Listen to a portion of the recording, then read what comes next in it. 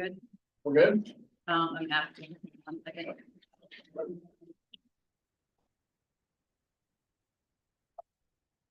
Yep, you're good. We're good? Great. All right. Good morning, everyone. Good morning. There we go. There we go. Good morning, everybody. Good morning, Mr. Manager. It's great to be back in Lexington, at the beginning of an academic year. Want to thank the superintendent and his wife for hosting us last night. It was a great event. Fun to be together. I just got a couple quick remarks and then we'll kick off the meeting. First and foremost, a big welcome to our new members.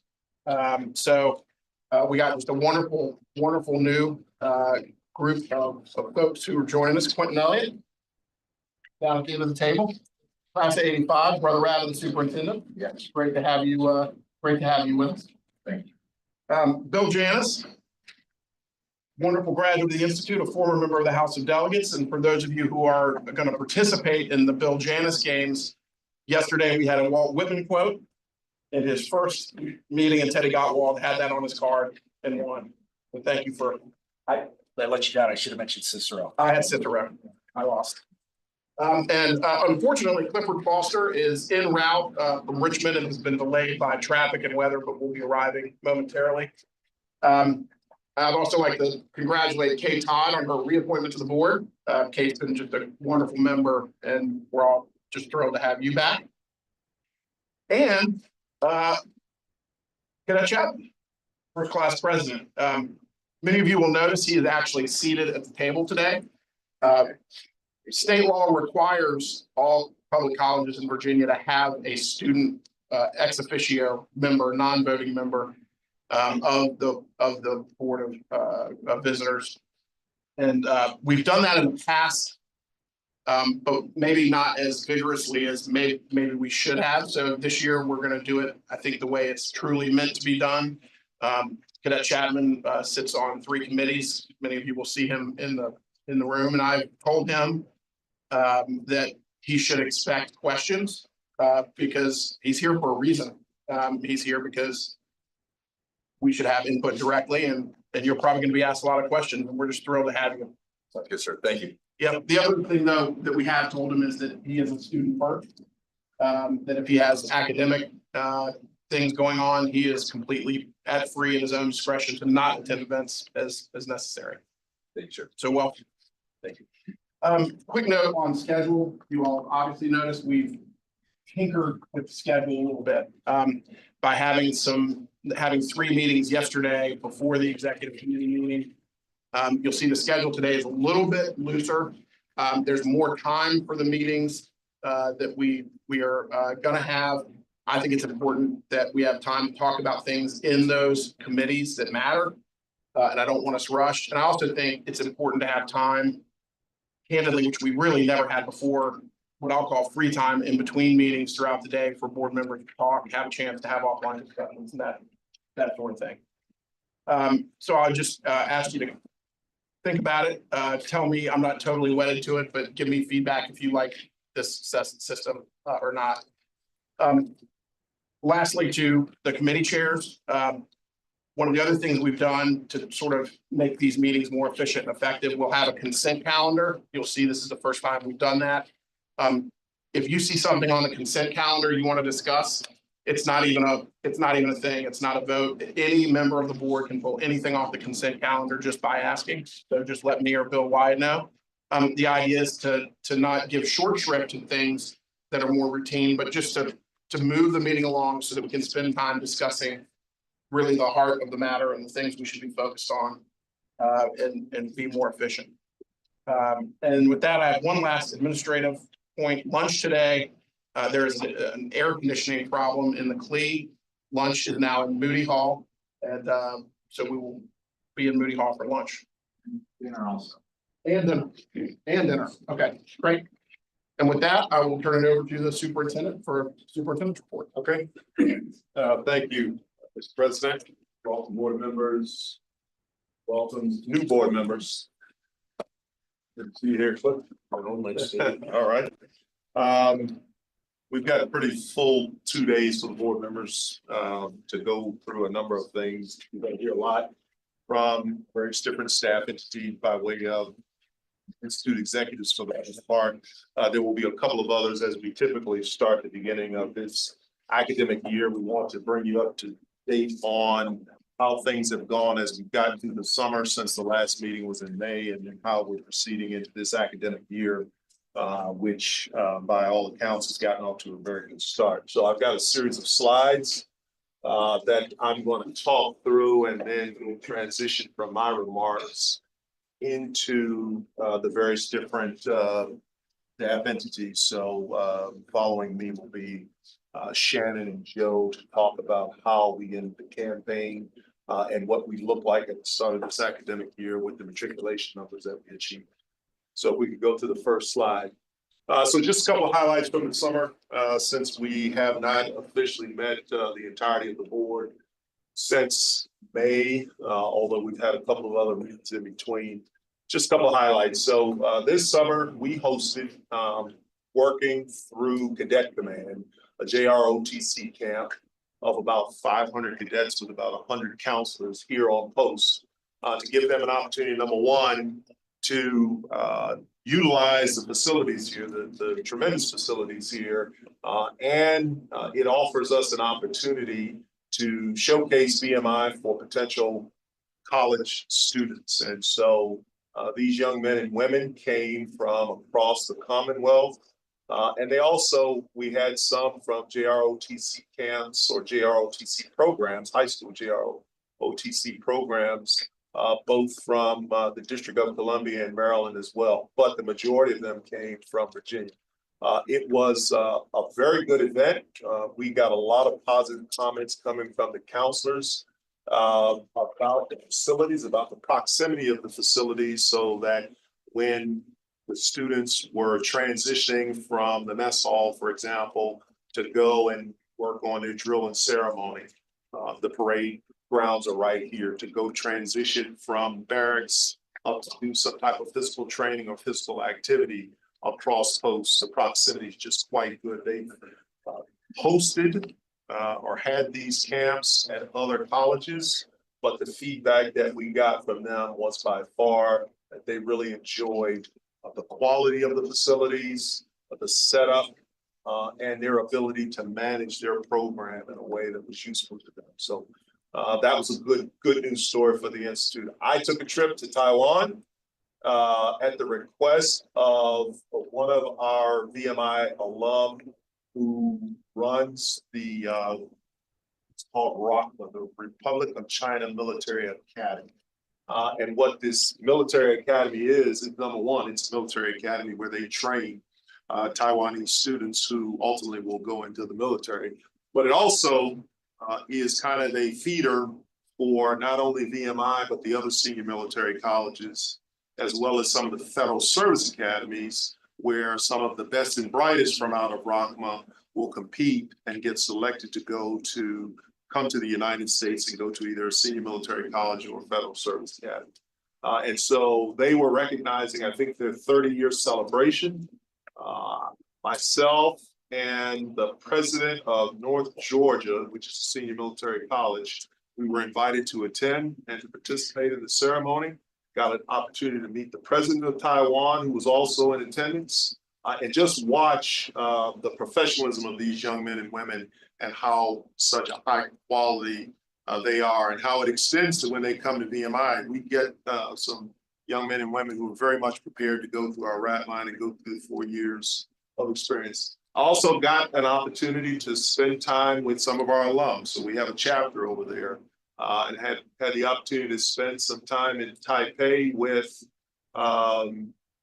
some about 50 of our VMI alum. And as you might imagine, a chapter event held, no matter where it is, you're going to see VMI alum, and they were tried and true VMI alum to the core. And so we had a good experience, great experience to go over there. First time in Taiwan for me, but it was a great experience, great series of exchanges, also with military officials in the Air Force and other leaders across the country. So that was great. The next item, Dave Gray and Sergeant Major Sowers took cadets to Poland. This is part of a Miriam Institute sponsored event for commissioning cadets. They typically would take those cadets to Israel. However, with the things that were going on over in that part of the country, they were diverted into Poland, where they had an opportunity to walk the ground, to learn a little bit of the history of Poland and how it played in World War II, and to just have some cultural visits and some cultural exchange. So that is that, along with another program that we participate in with the Department of Defense. Project Go gives our cadets an opportunity to go abroad, to see different parts of other cultures, other countries, to engage with both the population and some cadets that are similar in that they are seeking an opportunity to serve in their military. It's also attended by other senior military colleges. I think for this one, we have cadets that come from West Point that go. Am I right, Dave? Yes, sir. Okay. And so we've had that. The other next event in the next block is the Navy ROTC recognition that here at VMI turned 50 years. So 50 years we've been having Navy ROTC detachment here at the Institute. Bottom left, the entrepreneurship program. So a number of years ago, the Institute had an entrepreneurship program that kind of languished, and working with the dean and one of our faculty, Colonel Cliff West, we kicked off an effort to re-energize that effort. And so Colonel West had kind of the maiden voyage of this program this year, this summer, and we brought in a number of cadets. I don't know what the number exactly was, but it was a good first start to an effort that we're going to be looking to build on here in the coming years. I think that was jump-started with Jackson Hope money? Oh, yes. Jackson Hope funds? Okay. 8 cadets. 8 cadets? Okay, thank you, Bob. And then in the middle, we typically do, through our Student Undergraduate Research Initiative, SURI, we do a series of research efforts where cadets work with faculty over the summer to do certain research projects. And so we continue on with that. A lot of the work that was done over the summer by these students will brief out the progress or what their efforts were. Again, because it's funded through Jackson Hope, it'll brief out to the Jackson Hope Board of Overseers here in the coming weeks. And then we closed out the year with a recognition of sorts to members of the faculty and staff, where they get recognized for the impact that they've had on the Institute through the course of this academic year and what they've been able to help the Institute accomplish by having a very well-run academic year for our Corps of Cadets. Next. As we look at this upcoming year, I just want to draw your attention to what the calendar looks like, and these are just kind of high points. There's a lot going on over the course of the year.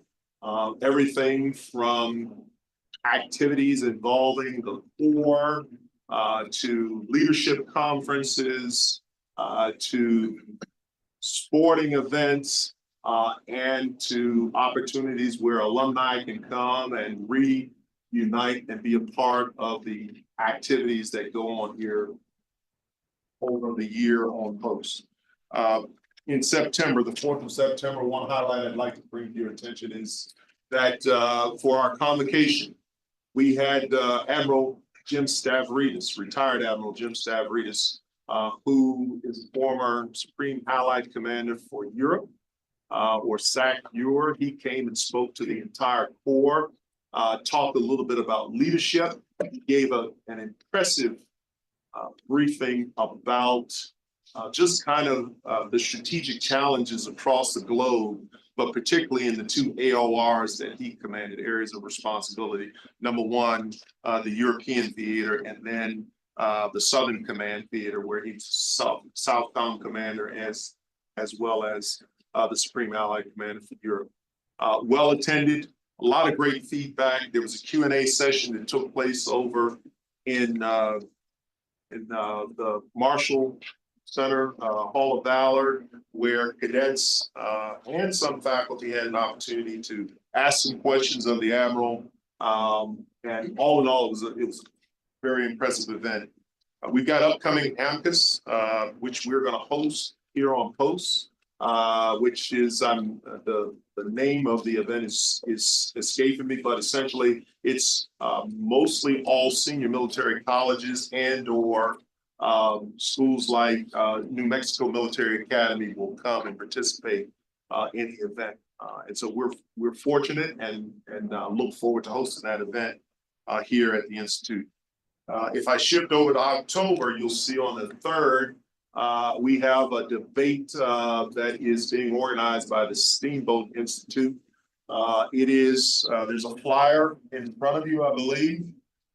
And the topic is, and I don't know if somebody else is going to talk about this, since it's here, I'll mention it. The question is, should the U.S. use its diplomatic and military power around the globe to ensure America's national security? The two featured guests will be former U.S. Ambassador to the United Nations, John Bolton, and then former U.S. 2024 Republican presidential candidate, Vivek Ramaswamy. And so that's another event. This is new. We have done here for the last 2 years the Braver Angels debate, but this is one of a more structured debate format under the Steamboat Institute that's going to take place here on Post. If we shift over to November, you see on the 8th, Founders Day and Institute Society Day, we're working very closely with the alumni agencies on putting on a quality event. As has been mentioned a couple of times, that's also the day where we're going to talk about and roll out more details about the strategic plan to the broader community. Next. And then in the spring semester, we have on the calendar as tentative the presidential inauguration.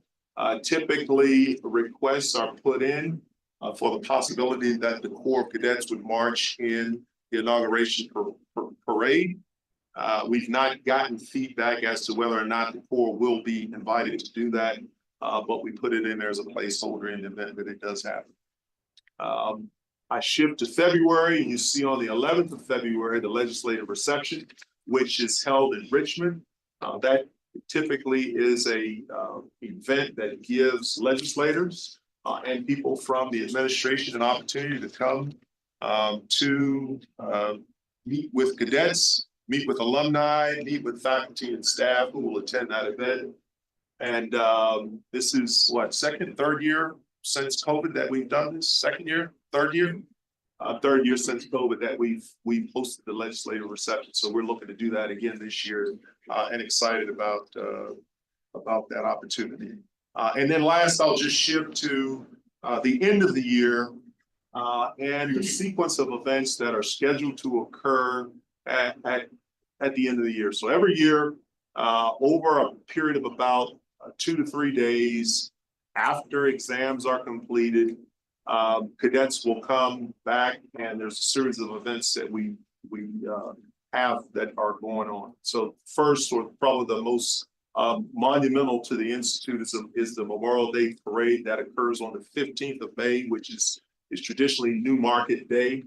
And it is the Memorial Day Parade that we've done here for the last 2 years. The sequence of events is going to allow for now ensuring that we have events that take place in the form of one parade a day with commissioning ceremony and all the other events that take place. We have a baccalaureate service that takes place. We have an award ceremony that takes place. And the guidance that I've given and how this calendar now is reflective of is that we will do the Memorial Day Parade led by the first class as it has traditionally been done. And then in an order of sequence with the parades, we'll do the change of command parade, which is the last official parade that is done by the Corps under the first class leadership. We'll do that transition, and then the rising first, the second class will take lead of the end of that parade, and then that will allow us to make an orderly transition. At the completion of that parade, being the last official parade function for the Corps, as we've done for the last couple of years, and in order to get a little bit of the crowd off post, we release the seconds and thirds, unless a second or third wants to stick around for either commissioning or graduation, then we release the seconds and thirds.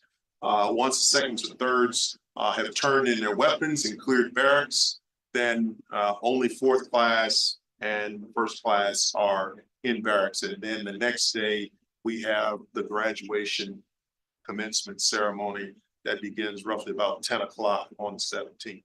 That will allow for an orderly transition and for us to be able to finish things off and then to close out the academic year.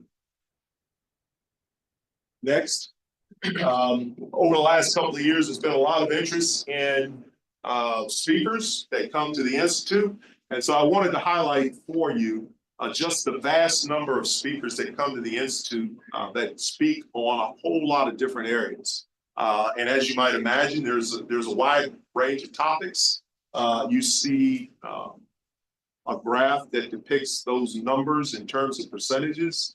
And you see the overall number of speakers that will come to posts being roughly about 209. A couple of names are highlighted up there from last year, where we had the Vice Chief of Staff of the Air Force that came and spoke. Our very own former Secretary of the Army, the Honorable Ryan McCarthy, class of '96, was our commencement speaker.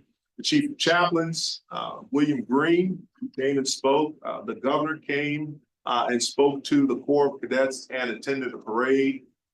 Jeff Smith, former member of the faculty, came and spoke, and on and on and on. Also, under our efforts with respect to diversity, opportunity, and inclusion, we had two speakers that could speak from the standpoint of experiential learning, living the experience, and then communicating it to cadets.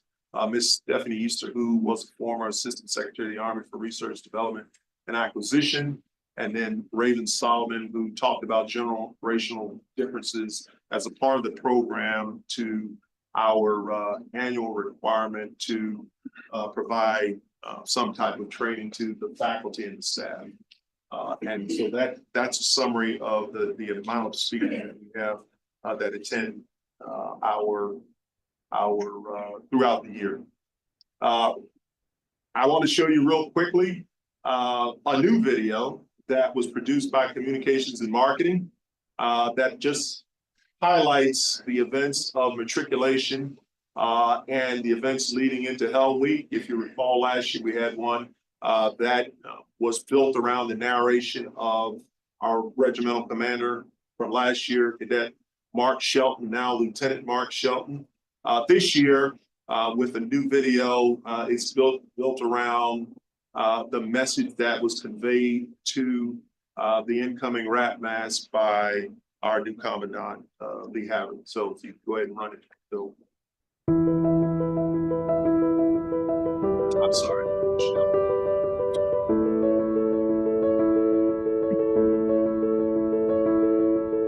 By virtue of your decision to be here today, you are declaring that you want to be challenged.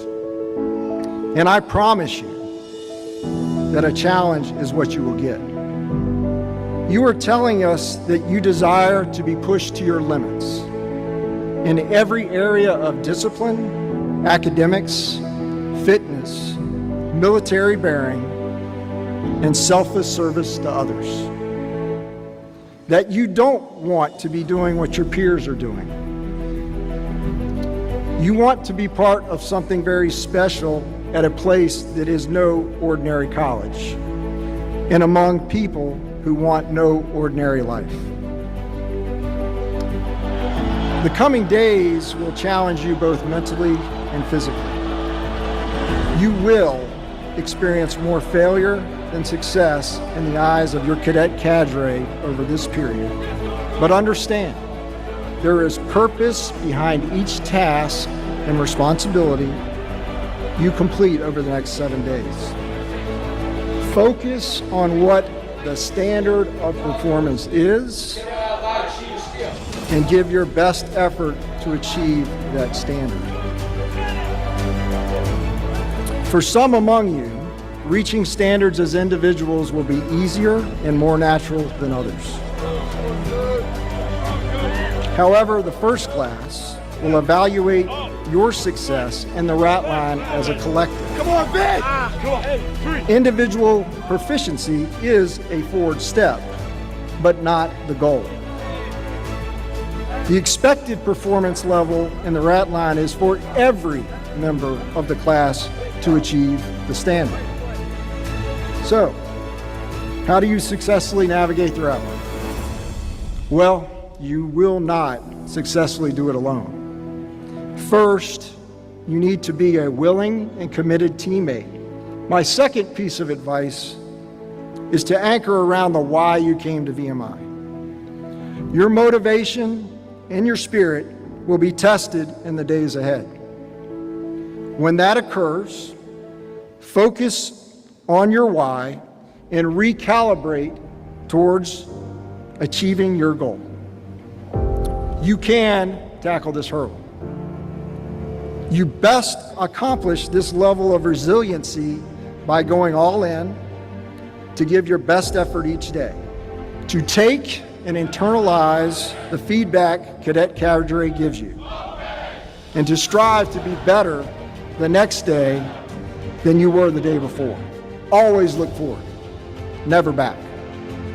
Eagerly tackle the challenge ahead and erase the mistakes of yesterday. I look forward to seeing you through this new journey and watching you grow as followers and future leaders. You can succeed and win at VMI. I will be present and checking on you throughout this journey to motivate you to see this challenge through, and when merited, to celebrate the small victories ahead. Now is the time to show me, don't tell me, that you are ready to tackle this challenge. Good luck, class of 25 plus 3.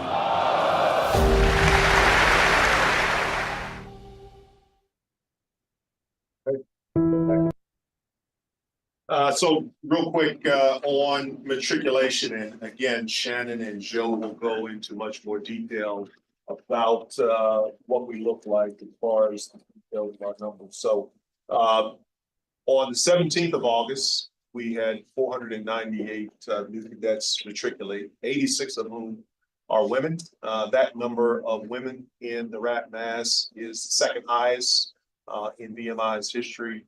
And I think the time where we had a higher number, which was probably about 1 or 2 higher, was about 2 years ago. You see where they are coming from: 26 states, 3 territories, and 7 countries. And you see up in the upper left, the in-state, out-of-state mix, a slight decrease, very slight, in terms of the matriculation mix of in-state, out-of-state cadets. We'll continue to work on that. And you see the number that come in as recruited NCAA athletes. So that's something to note. 1/3 of the RAT mass ends up being those recruited student athletes or preferred walk-ons that are going to have an opportunity to participate in intercollegiate athletics. Next. Okay. As each class comes in, and the cadre as well as the athletic teams, I talk to them along with the commandant. My message to the Corps as a whole is along these lines. I also have opportunity to talk to faculty and staff and our leadership team about priorities and focus areas that I have for the academic year. And I've done this for the past 2 or 3 years. And so my key messages this year to the cadet leaders and the cadre is to reinforce things about, of course, our honor code. and the importance of it and how they have to accept it, internalize it, and make it work effectively. And so my message to them is, number one, don't choose the hard right or the easy wrong. It's actually, and then, but don't compromise your integrity. That's the bottom line. And then, just like last year, I've encouraged the Corps to demonstrate and bring back what I believe atrophied over the COVID period, the spirit of VMI, where the Corps of Cadets is supportive of one another in whatever endeavors they're going through. We talk a lot about the spirit of VMI as it pertains to athletics, but it's important for the Corps to be supportive of one another in every field of endeavor that they are participating in. I talked to the Corps about conduct and discipline, the expectations, living the code of the cadet. That's why we revised the code of cadet, and that's why we put it in the RAT Bible, and that's a point of emphasis to the Corps. And then the reflection of the Corps is based on their ability to how they conduct themselves, how they're seen within the community, how they're seen here on post, and how they're seen as they go away from post. Many times, cadets who depart post, they have an opportunity to represent being the best ambassadors for the Institute, whether it's the band, whether it's an athletic team, whether it's our debate team, whether it's our Ranger Challenge team. They have an opportunity to show people who might not ordinarily be familiar with VMI what it means to be a VMI cadet, what it means to be a member of the Corps of Cadets. And so the expectation is that they do that in a positive way and that they reflect positively on the brand of VMI. The last one is a new A. And so over the last couple of years, I've not been happy with what I'm seeing as the role of dykes when it comes to the rat-dyke relationship. Again, I believe some of this is born out of what occurred over the COVID period, where everyone was isolated somewhat in barracks or out in local hotels. And so I believe the role of dykes has languished somewhat. So a number of things have been put into place. There's a dyke training that occurs.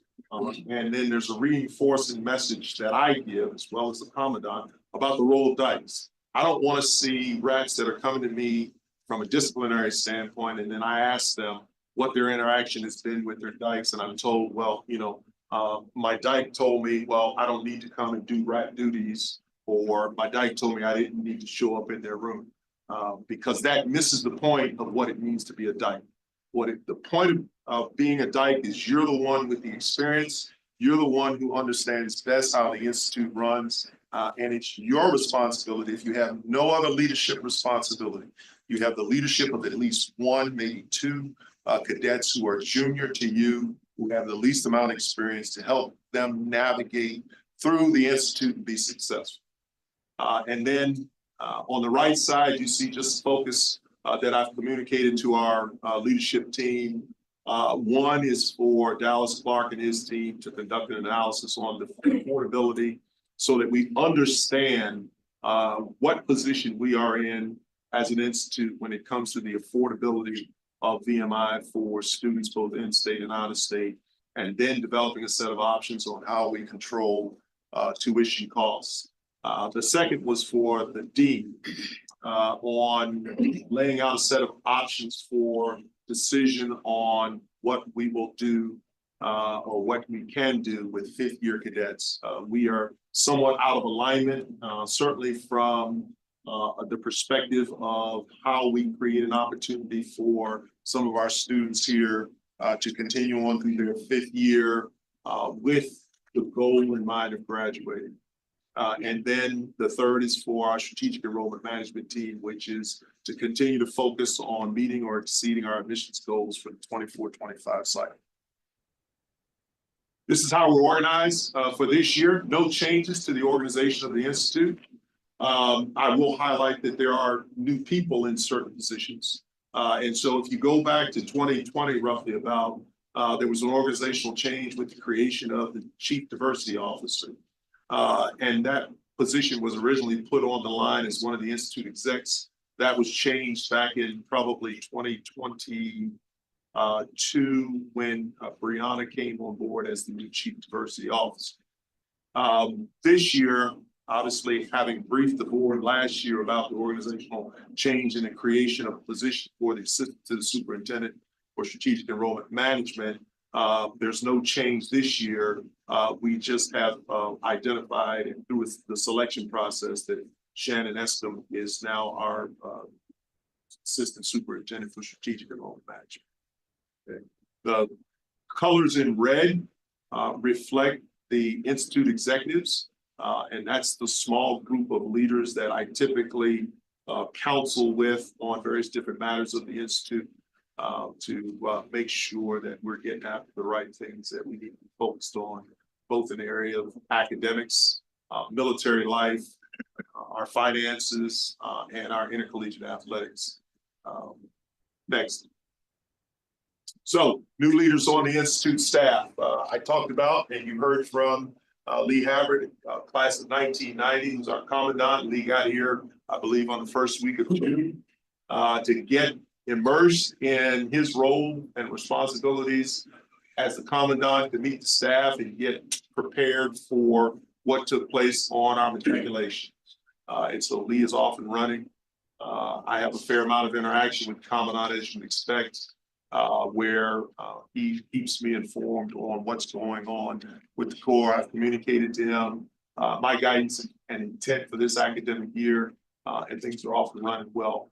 I think I would say to a certain extent, the person next to him, Jamal Walton, has already established himself, number one, as our athletic director, but number two, as a battle buddy, someone who's working very closely with the commandant to make sure that our athletic teams are immersed in the day-to-day life of the Corps of Cadets to the extent that they can with the competing demands of athletics. And that he's taken a personal interest in everything from the activities that are going on with the rat line to paying attention to what's going on with cadets as it pertains to their academics.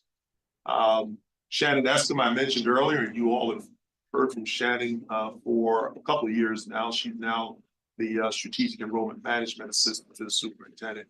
And then behind me is Lieutenant Colonel Sherry Wallace, who's our communications and marketing director. Sherry is less than a month in the seat, so she's brand new. But even more newer than Sherry is Colonel Dr. Andrew Luna, who's our new institutional research, assessment, and analytics director.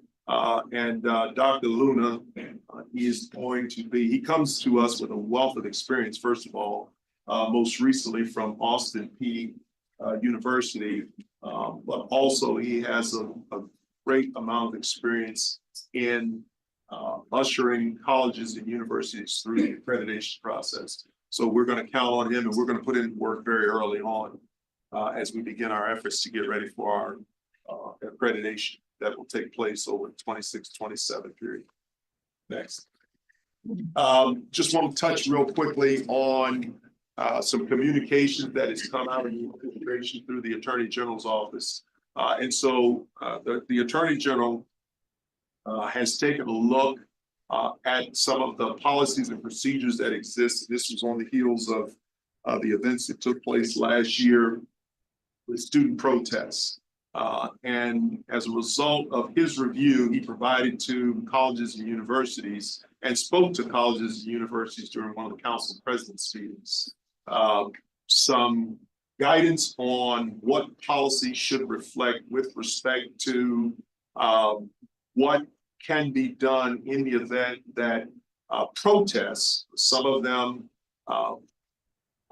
occur with students, some occur with a combination of students and select agitators. But what are the tools that are available to colleges and universities to ensure that there are no violations in freedom of speech and freedom of expression, but that the activities of a protest don't become disruptive to the college and university setting. So those are the things that they've included. They asked us to take a look at our own policies and procedures We've looked at our policies and procedures, principally GO 72. We made some modifications. And then we've also made some modifications in a review of GO 96, which I believe is, which one is time, place, and manner, Dallas, 72 or 96? 72. And then the blue book language to address violations and how it pertains to poor conduct. Next. I talked about this. This essentially is just a highlight of the various different college debate series and leadership conferences that will take place over in the Center for Leadership and Ethics, led by Colonel Dave Gray and his team, and some members of our faculty as it pertains to the Brave Angels debate. And so you see the topics. Certainly, we want to invite any and all boards of visitors members who have the time, if you want to come and be a participant in any of these events, you're more than welcome. But again, this is a very strong program that I think reflects extremely well on the Institute, and it gives plenty of opportunity for the Corps of Cadets and at times faculty and staff the opportunity to talk about and share ideas and debate about things where people bring diverse perspectives into the conversation. Next. That concludes my opening comments, subject to any questions or comments from members of the board. I'd just like to make one comment. I really appreciated the message that you sent out related to the code of a cadet. And as it relates to some of these things, I think it's central and it was powerful, and I was really glad to see that. Thank you. Anybody else have anything? Okay. Shannon? Can I go out of order and just say one thing as Shannon walks up here? Sure. Yeah, go ahead. So I asked everybody to write this name down, Cadet Ben Fong. Write this down. It is, I tell you what, I've class of 78, been with VMI for 50 years. One of the most remarkable stories I've ever been associated with VMI. And Yeah. And Shannon was leading the charge, but Dave was part of it. It's an amazing group of VMI people, alumni that took part. Ben showed up last year. How much money did he have in his pocket, Shannon? Say it again? Zero. How did he get here? Alumni paid for him to fly cross country. He didn't have a dime in his pocket. He's an orphan. He didn't get along with his adopted parents, but he came. He was supposed to be on an ROTC scholarship starting last year.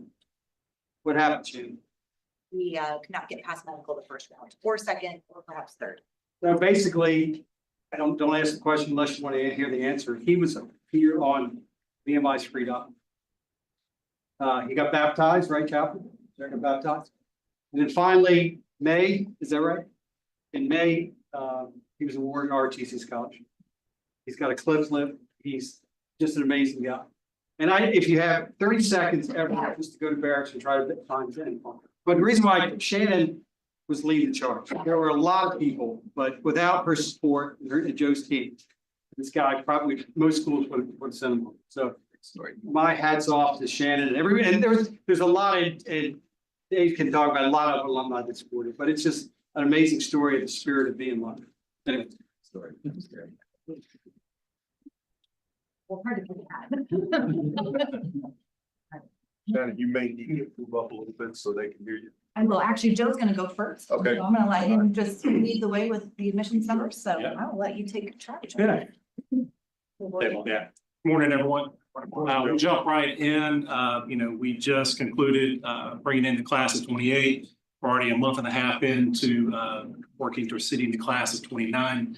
A lot of data here. For those that are new to the board, this is a weekly admissions update that I start providing around mid-October. It's accessible through Box. I believe everybody has access to that, or you should have access to that.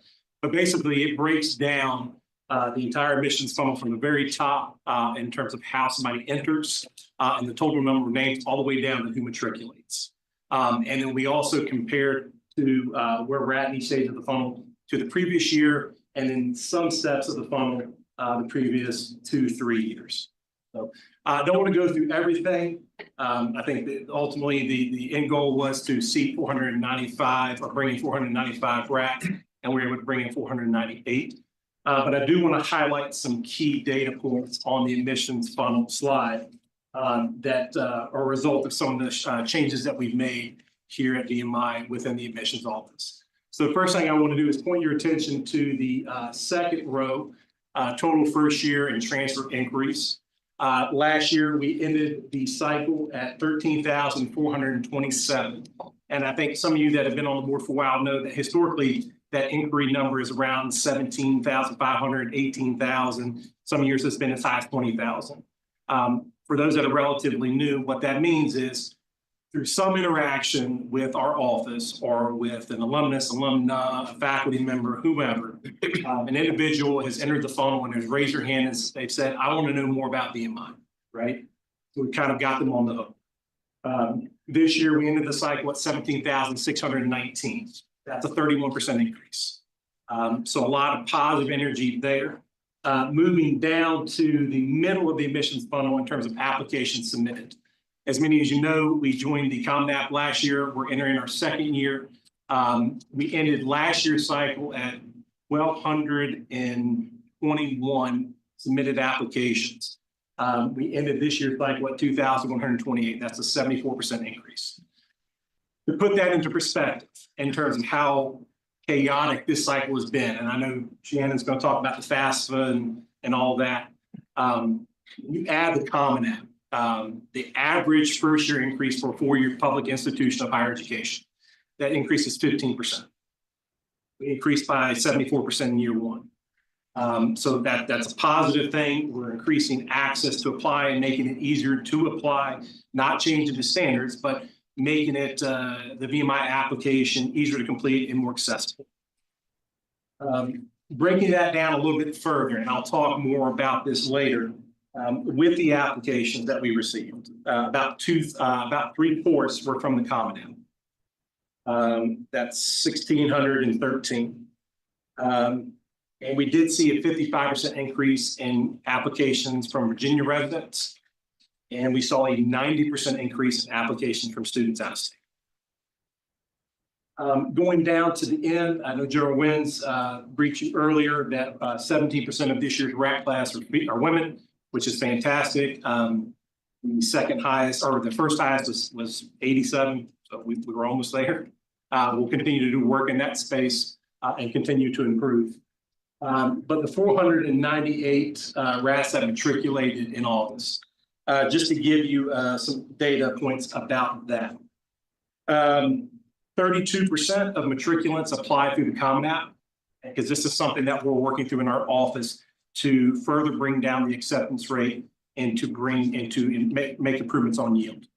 32% of matriculants apply through the Common App, 159 out of 498, and 68% apply through the VMI app. If you take out who was appointed and just look purely at the application data, who applied at that 2,128, how many matriculated applied for the Common App versus the VMI app?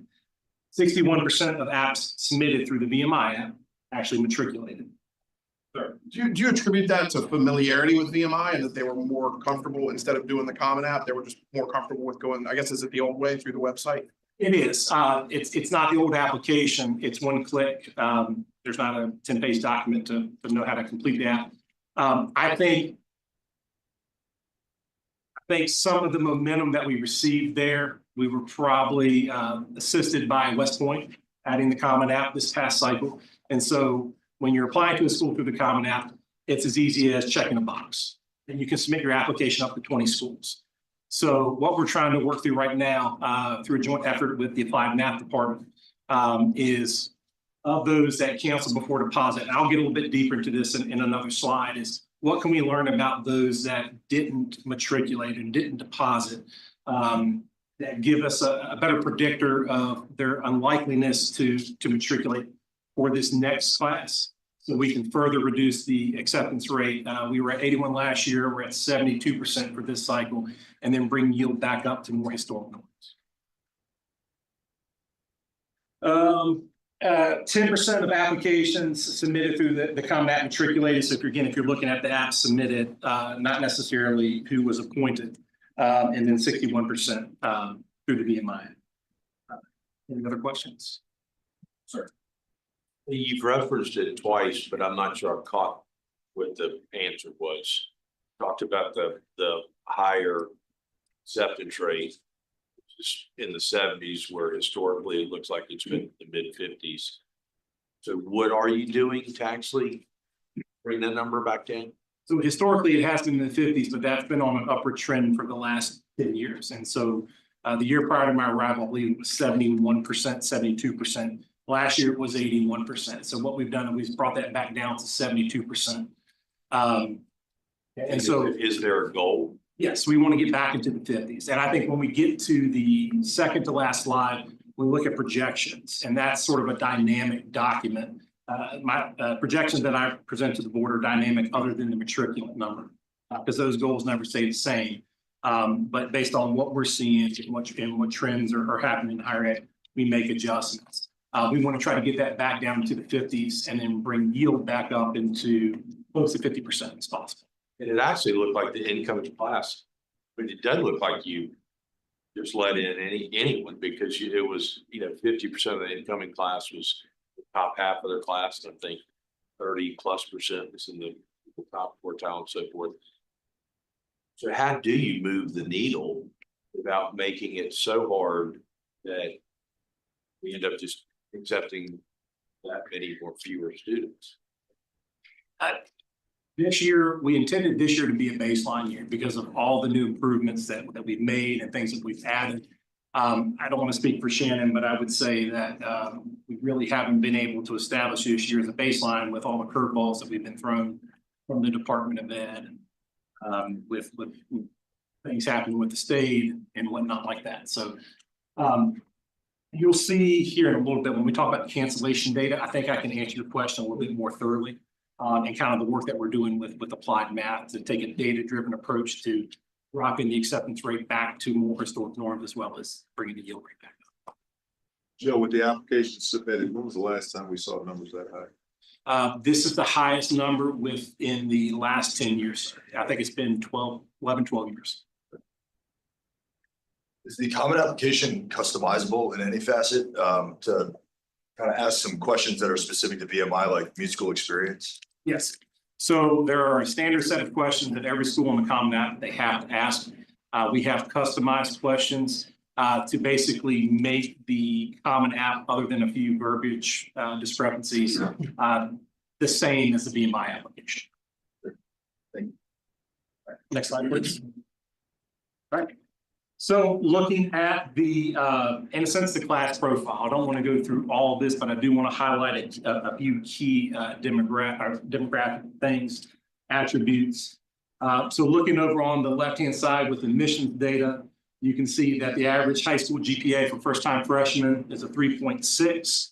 Average GPA for transfer students is 3.3. That's actually an increase from last year. We actually increased our transfer population from 21 to 30.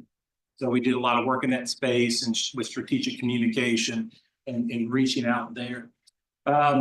We brought in, again, another diverse class along racial lines, ethnic lines, gender lines, demographic lines. So very, very pleased in the work that we've done in that space, and we're going to continue that work. And then over on the right-hand side, looking at the attributes of the RAC class that matriculated in August.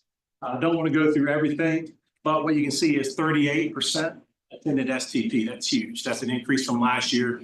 I think we can all say that, attending STP and, very gracious with the funding provided from SHEF through the Pell Initiative grant, we're able to assist a lot of Virginians who otherwise couldn't have afforded to attend STP to actually show up here and complete that process and get better prepared for the RAP line and for help. Going all the way down, you can just kind of see this is a well-rounded class. One thing that's not on that slide that I want to share is with this RAC class, 59% when they applied, they had to specify whether they were seeking a commission, they weren't seeking a commission, or they were unsure. That unsure was a new option for this year because we found that it was causing some issues with getting potentially 3-year scholarships, 2-year scholarships, and 1-year scholarships with the different ROTC branches here after they matriculate. So we added that option. 59% are seeking a commission. 27% are undecided. Only 14% said they're not seeking a commission. So as a part of our national mission, in terms of preparing well-educated, well-prepared military leaders, this is a great indicator. So very, very pleased to see that. What percentage come in on a ROTC scholarship? So this year we had 92 on a 3-year or a 4-year that were on scholarship before they matriculated. That we all continue to have some that add or contract later on, but that's where we're at as of right now, just for the class of 25 plus years. And that number, we'll talk a little bit more about it when we get to the cancellation slide. That number was higher, but obviously a lot of the work that we do in the space during the summer of trying to flip folks that have their scholarships and they're going to another school, trying to flip them to VMI, that the number was a lot higher. So we'll talk a little bit more about that later. All right, any other questions? Great, next slide, please. So looking at the academic credentials and information of this year's RAC class. So what you see here is the same slide that I presented last September, looking at the average GPA and the spread of GPAs for traditional students, so first-time freshmen, so taking out those transfer GPAs. And what you can see is that the average GPA is a 3.6, so pretty much right on par with the last 3 years. You can see the distribution of those GPAs are a lot tighter. So again, some of the early data that we got out of STP in terms of how incoming RAS, or at that time, I guess, pre-strains were performing, they were doing exceptionally well in their classes. So academically, we feel very confident, and the data supports that this is a academically prepared class that we brought in, be able to go through the VMI experience. Next slide, please. So cancellation data. So this is kind of what I want to get into. So we track this pretty heavily because we want to know if we offer somebody an appointment, if they decide not to matriculate, where do they go? And so you can see up top, we had 972 folks that canceled before they paid their deposit. So they were appointed, they decided to go elsewhere. We were able to capture about 30% of the reasons on why they went elsewhere. And you can kind of see what those are. There should be no surprises. They went to another SMC, they're going to another college. The cost to attend, better financial aid offered at another school, enlisting, all those should not be surprises. If you kind of move down to that second block of those that canceled after deposit, this is where things get a little bit interesting and where we learned a lot during this cycle that we didn't learn last year, we didn't experience last year. So we were able to capture about 72% of the reasons of why folks left, or they decided to cancel after they paid their deposit, meaning them actually forfeiting that $300. So appointments to a junior military college, a senior military college, or one of the academies. What was interesting about this cycle, we had students that we were tracking as paying their deposit or they were a full reservation who were contacted second week in June 15, about accepting an appointment to one of the academies, not a preparatory school, not going to a junior military college that they have an agreement in principle with, but actually going to the academies themselves. And so we lost 4 that we know of for that reason. So that late in the game, we were tracking that happening in late April, early May, mid-May last year, not the middle of June, 2 weeks before they're supposed to report 1 July. Cost to attend finances. So again, I don't want to go through all this. If I had to sort of summarize the top 3 reasons why a young man or a young woman decided to cancel their appointment to VMI, especially after they paid a deposit or they were a full reservation. One was a late appointment to the academies or another senior military college. Two was they were listing. There was about 6 or 7 that we were tracking that we lost there. Third was especially with out-of-state students and why yield out-of-state was lower, was financial aid and cost to attend. That was a pretty constant theme. We lost, I think, 16 or 17 within the last 3 weeks, 4 weeks, that they just said, hey, I would like to come, I can't come.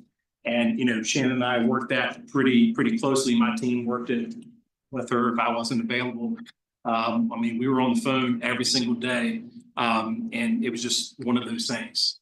Call of Duty definitely helped with students that were coming in on an ROTC scholarship. But also, what we're learning is that is a very competitive space, or it's becoming a competitive space. We know that the Citadel has a similar program. We know that other schools have similar programs, but what we're also starting to see is that private schools with ROTC programs are doing the same thing. We lost a young man who, private school in the Northeast, gave that young man, covered his tuition in year 1, bringing in a 3-year scholarship, and also covered the room, right? So again, we were still in play, but we had to work that back and forth, and ultimately we weren't able to retain. So those are the 3 reasons. Again, if I had to summarize on why folks canceled after being appointed, after they paid their deposit, after they were full reservations, it was those 3 reasons. Do all the new members of the board understand the Call of Duty scholarship? You got it? It's huge, absolutely. Absolutely. Next slide, please. So looking at the rat mass projection. So again, when I change this every time we meet, other than the matriculate number, because I want to be honest, I don't want to just kind of move forward full steam ahead based on trends that we're seeing, real-time data. We need to make projections. So we'll start on the left with increase. So those hand raisers. So we are officially now in the first year of the enrollment cliff. So we know that our core demographic, white males, are going nationally to college at lower rates than they ever have. But now we're sort of in this first year of an enrollment cliff where we have less college-bound seniors annually that are going to school. And those that do are tending to go a different route, right? So I still think that we can continue to move the needle upwards when it comes to inquiries or hand raisers to build that pool. I just think it's going to be a little bit slower than I originally anticipated, just in what we're seeing. Looking over here at the 5-year projection. So when you take a look at what I'm projecting for the class of 29, I do think that we will increase applications even more so this year, even being in an enrollment cliff. And the reason why I think that early indicators show that we will probably increase applications again. Right now, we've got a 37% increase in applications submitted to VMI through the Common App. I think we had, as of this morning, 216 submitted applications and almost 500 in total. So there was maybe 300 or so were in progress. So again, all great signs. So I think we're going to be able to make improvements and push that needle even further.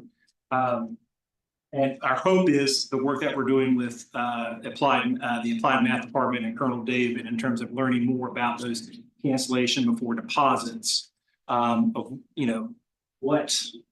can we glean from that to say, hey, this person is not likely to actually matriculate or even pay their deposit. We may want to hold off and appoint them later in the cycle, even though they may be an outstanding candidate. We want to try to get that appointment number down to 1,400. So that would bring the acceptance rate, to your question earlier, down to 64%.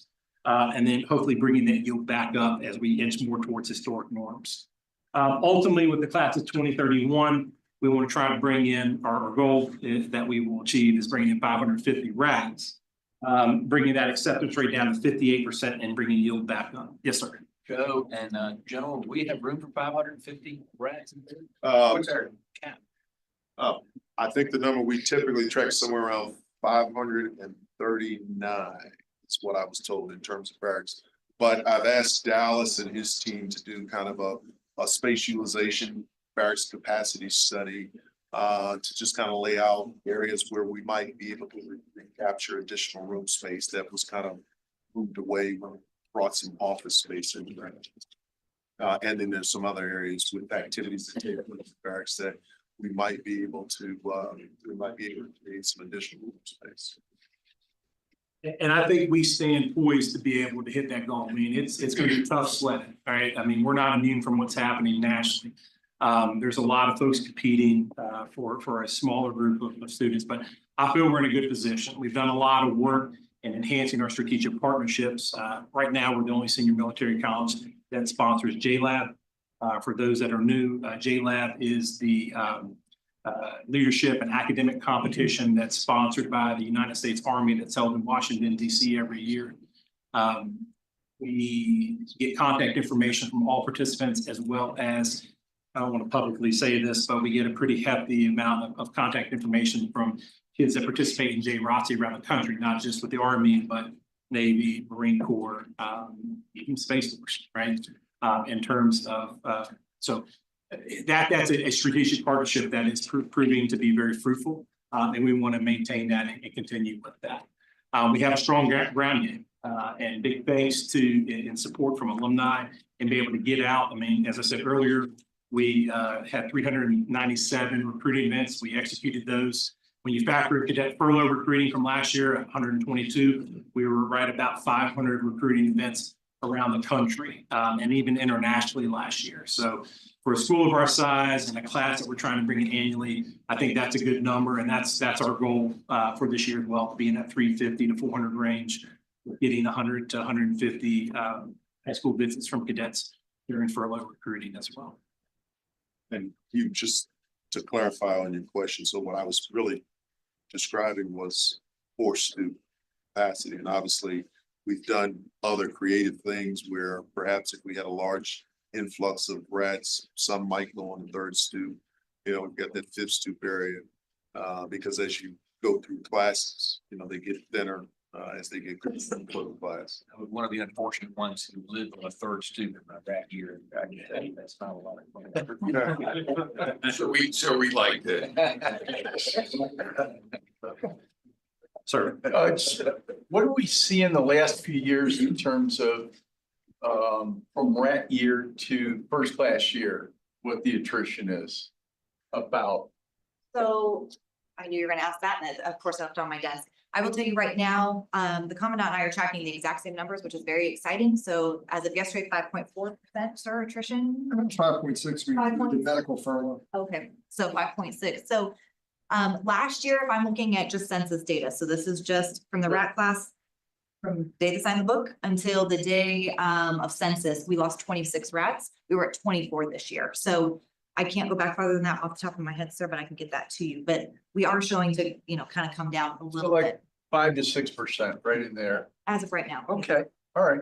So- Thank you. And that shifts, right? We lose a lot during the rat Oh, year. sure. And then attrition becomes a better number, of course, in your third But does class. that include the rat losses?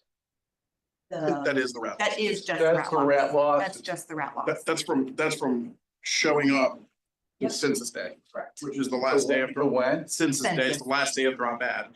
This isn't, I think your question was the arc of a cadetship. Yes. He was asking a bigger question. Right. I don't have the figures. You have them off the top of your head? Rough 82? estimate. So, last May, we graduated, 360, I think it was, and in summer and December graduations. The graduation rate for 4 years was 65 to 70% of the entering class. 6-year graduation rates mid-70s, mid-upper 70s. Okay. And our third class comes back at around, I think this year's third class was about 81%. Yes, sir. Yeah. It was. Historically, it was about 84. Retention. So retention specifically means how many freshmen came back as sophomores Understood. So 65 to 70%. at a 4-year graduation. Re- rate. graduation. Got it. Okay. Correct. All right. So we Thank you. always lose the biggest chunk, of course, as everybody knows, from when they matriculate their rat year, right? Sure. It's not uncommon. And then it is in the 80% after that, from third to second, second to first, and then the graduation rates. Got it. Okay. Thank you. You're very welcome. Any additional questions? Next slide. There's a follow-up to that. 82% retention of this year's third class. Class of 27. No, we adjusted our standards, accepted 80%. Any observations about that class? I know the dean will probably talk about the academic side, but overall. I would say those that, and I know there was one individual that was of particular interest, and that was the individual that I took a chance on last year. But I can say going back 3-4 years, those that were below that minimum threshold, that were special circumstances that we went through the process of meeting with the superintendent, about half had a better GPA than their high school GPA. And about 40% or so were over the average for their particular RAC class or their GPA. If I could give you a specific, sir, so the low GPA from the class of 27 that we brought in, his RAC cumulative GPA was a 2.5, and the average for the RAC class of 27 was a 2.7. So even though he came in low, he actually did very well his RAC year. Thank you. My question was broader than that, though, just overall with this third class, any observations? So if I can give you, and this is coming directly from when I worked at the dean's office, so if I can give you the cumulative RAC GPAs for that. I think the dean's gonna get into that. Would you like me to wait? So along Teddy's lines, is 82% retention, is that high, low, We're on par. historic? Historically, around the norm. Yes, sir. So losing 18% is standard between grad year and third. Correct. So if you look at, you have different markers, right? This is part of the thing with enrollment management that we're trying to track and make sure it's consistent. So when I think of retention, I'm looking at from the time they sign into the book until census, from census to midterms to finals, and then who comes back after furlough and who does not come back after furlough. And then until breakout, and you have breakout until midterms, and then you have until summer. And then who do we lose over the summer because of academic suspension, academic probation? And then it's now you're back to your fall to fall retention rate. Historically, we've had that in piecemeal data points. And so the class of 27 is the first that I can actually track census to census very cleanly. With Dr. Luna joining us, I'm very excited. Him and I already have ideas to go through and how we're gonna build this out so we can answer those questions at the top of the hat. Historically, though, we are on track with our retention of that. So is that, you just broke it down into, let's call it seasons. Correct. So is it spread evenly across the seasons, or did you have a big drop between last May and when they didn't show up in August? Is there a particular season that is worse than? So typically, if you look at the last class, cycle, the most is after May grades and when they are failing academically. So the academic suspension list. I'm trying to think off the top of my head from the class of 27 versus 26. If I could add, like to that, I mean, what Shannon's saying is accurate, but I think you also have to put, I mean, overall, it's more or less the same, right? There really hasn't been much change, but if you look back to last year, there was some turnover in the Miller Academic Center where you had a class where we did bring in some folks that were below that threshold. Where, you know, we didn't necessarily have the leadership, but with that being in transition, to be able to adequately support. I think also we didn't have a retention software platform that we now do in the process of implementing it, where we could be more proactive, you know, with our interventions with struggling, not necessarily waiting until May, seeing how they do and saying, oh, how can we save, right? So it's more of shifting to a proactive approach now, where again, we're looking at this as establishing a new baseline, if that makes sense. One more question. Yeah, I remember a couple of years ago, when you guys came on board, there was some concern about the, I guess, the systems that were in place. And you guys have taken steps that is clearly evident in modernizing. How's that going? If I had to do it, if you ask my team, they almost killed me for asking them to implement the Common App and the CRM at the same time. But thank goodness they're all still here. I think as somebody that came from the Virginia Community College system and was a part of implementing a CRM, if you will, system-wide, or a retention platform system-wide, it has to be done in phases. And so now what we're seeing is that, you know, you have this new tool, right? This new shiny car, but You don't want to, access all the bells and whistles right away. You have to learn how to use it. And that's kind of what we're doing now, right? Is we're implementing in phases and stages, different functionalities and features that can enhance both admissions, but also retention and student success. And trying to bring other folks on board with the registrar, with the director of the Miller Academic Center, the director of local education, right? So it's slower, obviously you want to snap your fingers and everything just click, but there's been bumps in the road. But we're on the right path. And it's taking us in the right direction. So to Joe's point, we can have events scheduling done now in the CRM, or if you're thinking about open house and our work with Sherry and her team, if we can make the handouts consistent at open house, but then for anyone who raises their hand, they're interested in history or CE or whatever the major is, instead of the faculty having to take the time or the department head sending those emails, we can push that through the CRM so it's targeted. We can see the open rates. We can track them and their interaction. And so that's what we're continuing to build out post-wide to help streamline communication, make it all branded the same, has the same voice, and it's all just kind of streamlined. And so that's the exciting part of where we're at year 2 with the CRM. To mature the system, what are you thinking, like a 5-year plan or?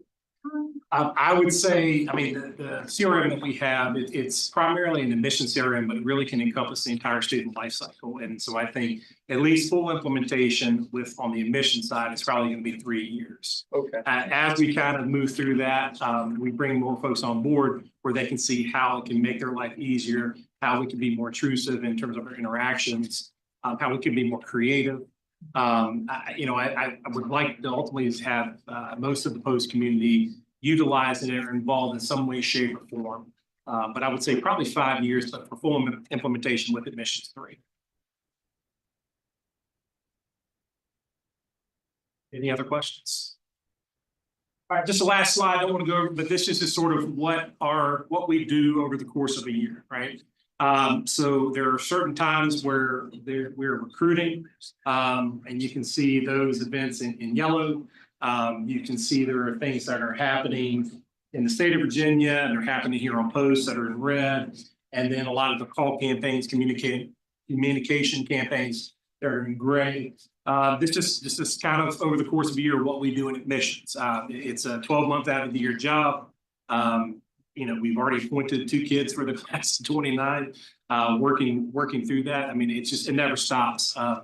So hats off. I know some of my team is listening, so I'm looking at the camera. Thank you for what you do and not killing me. But yeah, this is what a year is shaping up to look like. If there are no questions, that concludes my portion of this morning's brief. Thank you. Okay, good morning again. So I think it's important to just kind of reflect on where we were at for the financial aid standpoint. I know this is hard to see, but I just wanted to point out everything in yellow was an impact directly to the financial aid office over this FAFSA simplification. Everything in gray was a direct student impact. However, that is only a portion of the 6-page document. So in this document, it's everything from the Department of Education that they changed from the time that they signed the Consolidated Appropriations Act back in 2021. The majority of the issues, however, came in 2023, which is when we were implementing FAFSA simplification. So to put in perspective of that document, 30 of those pieces on that document were Department of Education errors that they had to correct and announce and update. 47 of them were late announcement or releases of data, software, information, et cetera, from the Department of Ed or federal student aid. So when we're talking about FAFSA simplification and we made it through out of 25+3, we're moving forward. It's been a rough go round, and we are very fortunate that it didn't impact VMI to the extent of other institutions.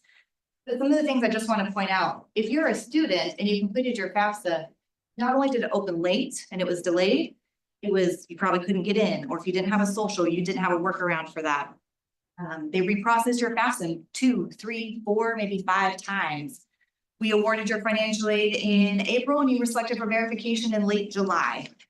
So that means that we have to pull their aid off, right? So if you're a student coming in and you're panicked because your FAFSA and your aid is not set, it's a little frantic for them.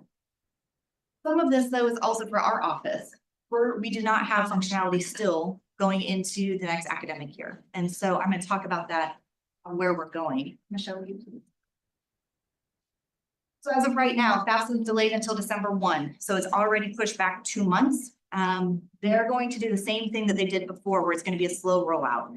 There are some beta testing schools right now. We are not a beta school. We do not want to be a beta school for this. But with that beta, they're going to try and test live as soon as it opens on December 1. So much like they did last year, they opened it, they closed it. They opened it, they closed it, and they were fixing issues as they went. We're going to go through the same process this year. I'm an optimist at heart. I hope it's better. I'll be prepared for the worst. We're still facing major systematic issues. So what that means is batch corrections they're not open. So if I can break this down for you a little bit, when a student comes in and they say, hey, mom and dad lost their job, or maybe they cash out a 401k and their AGI is adjusted or skewed, we need to fix that. We do that through an appeal process. An appeal process means I go in and correct their FAFSA. In any given year prior to this year, you could do those corrections in your student information system and export it to the Department of Ed. So that means I could do this year, like we did, we had 20. I did them all in our student information system, expecting I could export them to the Department of Ed. But it wasn't until the 3rd or 4th delay from the Department of Ed, they announced that functionality will not exist until the 26-27 academic year. Which means we had to redo them all individually by hand in the federal website. We are lucky we had 20, other schools have hundreds. And so you can imagine you did it once thinking you'll export, and then you had to go and redo all of it. So I count us very lucky on that. The ability to complete certain verification groups, that functionality still is not open for this year. The federal website, being able to compare 2 different FAFSAs at one time, still does not exist at the federal level. And then our student information themselves are still lacking updates for the next FAFSA cycle. So you can see we're already still struggling from the remnants of the 24-25 academic year. But we're going to lose some of that functionality until the 26-27 academic year. Our guidance continues to change. So you can imagine that 6-page document, it grows all the time, probably every month. The financial value, transparency, and gainful employment, that actually was updated. They did delay that, which is great, for January of 2025. So that gives schools a little bit more time. But that was all going on with all of this as well.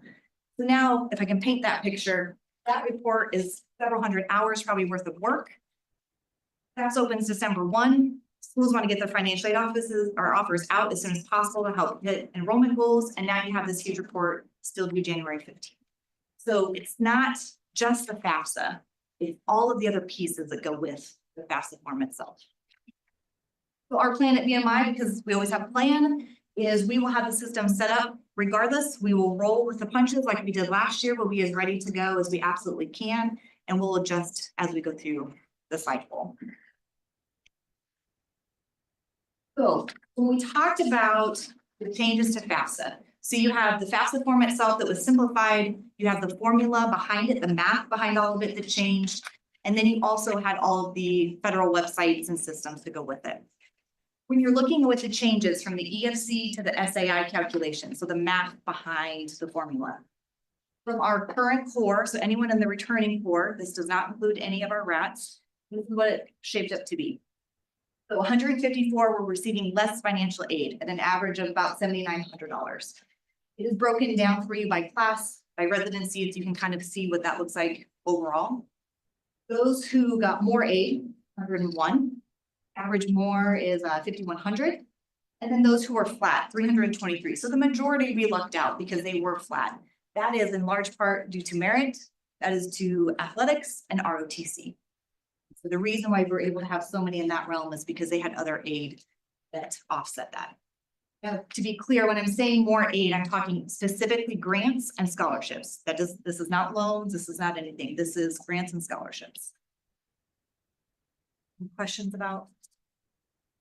So the average aid across the core is about, That's how much they lost. So the 154. what's the average that they get? I don't know the exact dollar Okay, amount. all right. Now, because it varies based off of what type, right? So if you wanted to say 81% of the current core, not including loans, is receiving some type of financial aid though. For the 154 Yes, sir. cadets who did not, who had some receiving less aid. Did that cause any retention issues amongst those? Before? Correct. So what we saw is those appeals that I'm talking about, right? So we knew that we were gonna anticipate number in college was taken out of the mix. So what that means really, if they had 2 in college at the same time in the past life, their EFC would have been divided by 2. So simple math. It was 18,000, they had 2 in college at the same time, they each got an EFC of 9,000. Department of Ed said, we're not gonna do that anymore. So if you have 2 in college, 3 in college, it does not matter. Your SAI is 18,000 for each. That means in need-based aid or scholarship aid here, they're losing $9,000 each. We were anticipating that. Last year, in the entire year, we had 55 appeals. This point right now, we're at 69. Of those, 30 of those appeals are specifically due to the FAFSA simplification. Of those, not even all of them have been approved. Most of them have. What we tried to do is just give them what they had in the prior year. And so we were able to leverage, I'm just gonna pick on unrestricted funds from the agencies. If I was able to take that from the private donor funds and just kind of get them baseline level with what they had the prior year, that's what we're trying to do. Some of them, it was twofold. FAFSA could hit them with a number in college, but it just so happened that mom or dad lost their job as well. So we were able to adjust their SAI to accommodate that. So it's a little bit all over the board, but of the returning core of those appeals, over half of them are the returning core. Said a different way, we haven't lost any cadets because they're receiving less aid. I was just gonna say, those that have come into my office, I have helped them. We have figured something out. Those that may have left for financial reasons could have something else that I wasn't able to do, but I don't have very many that I'm tracking there. For that. And we knew this was gonna be a huge retention piece, so. Everyone else, if they didn't do an appeal, they either had something come in, or maybe they weren't receiving aid in general, or they were only receiving a little bit, and so it wasn't that, a couple $1,000s doesn't seem like a lot, but for some, it's okay, it's absorbable, right? It just varies based off of the situation. But if they come into my office, or if I get a call from someone on post and they say, hey, this person is struggling, we send them down to me and we see what I can do. Very well. GI Bill, you track that? I do. This doesn't include anyone on. Yeah, I said, is it, it's a rough number, 10%? Oh, gosh, That's all right, don't worry about it. I don't have that one broken down. I can get it for you today. If you want. It's, I was just curious. The nice thing is the GI Bill stays the same, right? It's always paid the same amount, just like ROTC always pays the same amount, which is huge when you're talking about this flat. If they have call to duty, if they're a class of 27 and they have call to duty and ROTC, it doesn't matter, right? They might have lost some of their Pell Grant, but relatively that 323, they weren't receiving any of that aid before. It was only that they were receiving PI, ROTC, whatever. Well, if you find anybody in Terry McKnight's legacy somewhere, I still have my GI Bill, so. Can do. I'm sure I can find somebody. Any questions about this? I just wanted everyone to be aware of what this FAFSA really meant to the core. So we're gonna switch to call to duty. I'm not gonna go super detailed into this just for the sake of time. If you compare the class of 27, we ended at 81. 262 unduplicated applications. And what I mean by that is sometimes they applied thinking they were going to go for a 4-year Army, but they actually got a 4-year Navy. So they submitted a second application. So I only counted them once, right? In the number of applicants. For the class of 28, we landed at 92 that were awarded, and we had 313 unduplicated. If you break it down by branch, no Space Force this year. Air Force is flat. Marine is down just a little bit, but Navy is up by, it's doubled. And then your Army is up by 6. Questions on this? This may be more of a agency's question, but you've made it pretty clear that call to duty is now not so much a nice to have, it's an essential requirement. We know we need to institutionalize this, and given the competition for heads and admissions, it's more necessary than ever. So are we at a point now where this is institutionalized, or is there still work that needs to be done between the institute community and the agencies to make sure that this is an enduring pipeline that we can count on every year? There's still work that needs to be done. So the class of 27 is funded for the 4. It's class of 28 is a mixture of what's coming from the agencies and their fundraising efforts as we try to also build the endowment. And then also from VMI funding. Thank you. Okay, so before we go to the next slide, of the 81, I just want to point out 71 of them came back and are here as thirds. Those that lost their scholarship, there was 5 that lost their ROTC scholarship. That back 6, apologies, 6. And the other ones were our OPs, so they left the institute. Of the ones who lost their scholarship, all of them that I've talked to will regain it in the spring semester. So it was just, they're just slightly below that GPA requirement. And then as we go forward, of course, I'm comparing your scholarship length, 3 years versus 4 years for each class. I'm not gonna go read these all for you. Oh, and that was it. Never mind. So any questions about call to duty that I can help answer? Turn it over to General Bratching. I assume, Dave, we may have. We'll hear from you a little bit about call of duty at some point, maybe. Okay, great. Shannon, I would like to say, I know the Admiral made a comment, but I will tell you, just based on my experience with colleagues and friends who serve on other college boards and what I've heard, your handling of the FAFSA mess was pretty darn superior. And so I appreciate that. It matters a lot. And I think all of us appreciate the genuine care you've shown for cadets. A lot. It's a team effort. I have a great team and they know to send them to me if I can help. So I appreciate them right back. So, thank you. Thank you very much.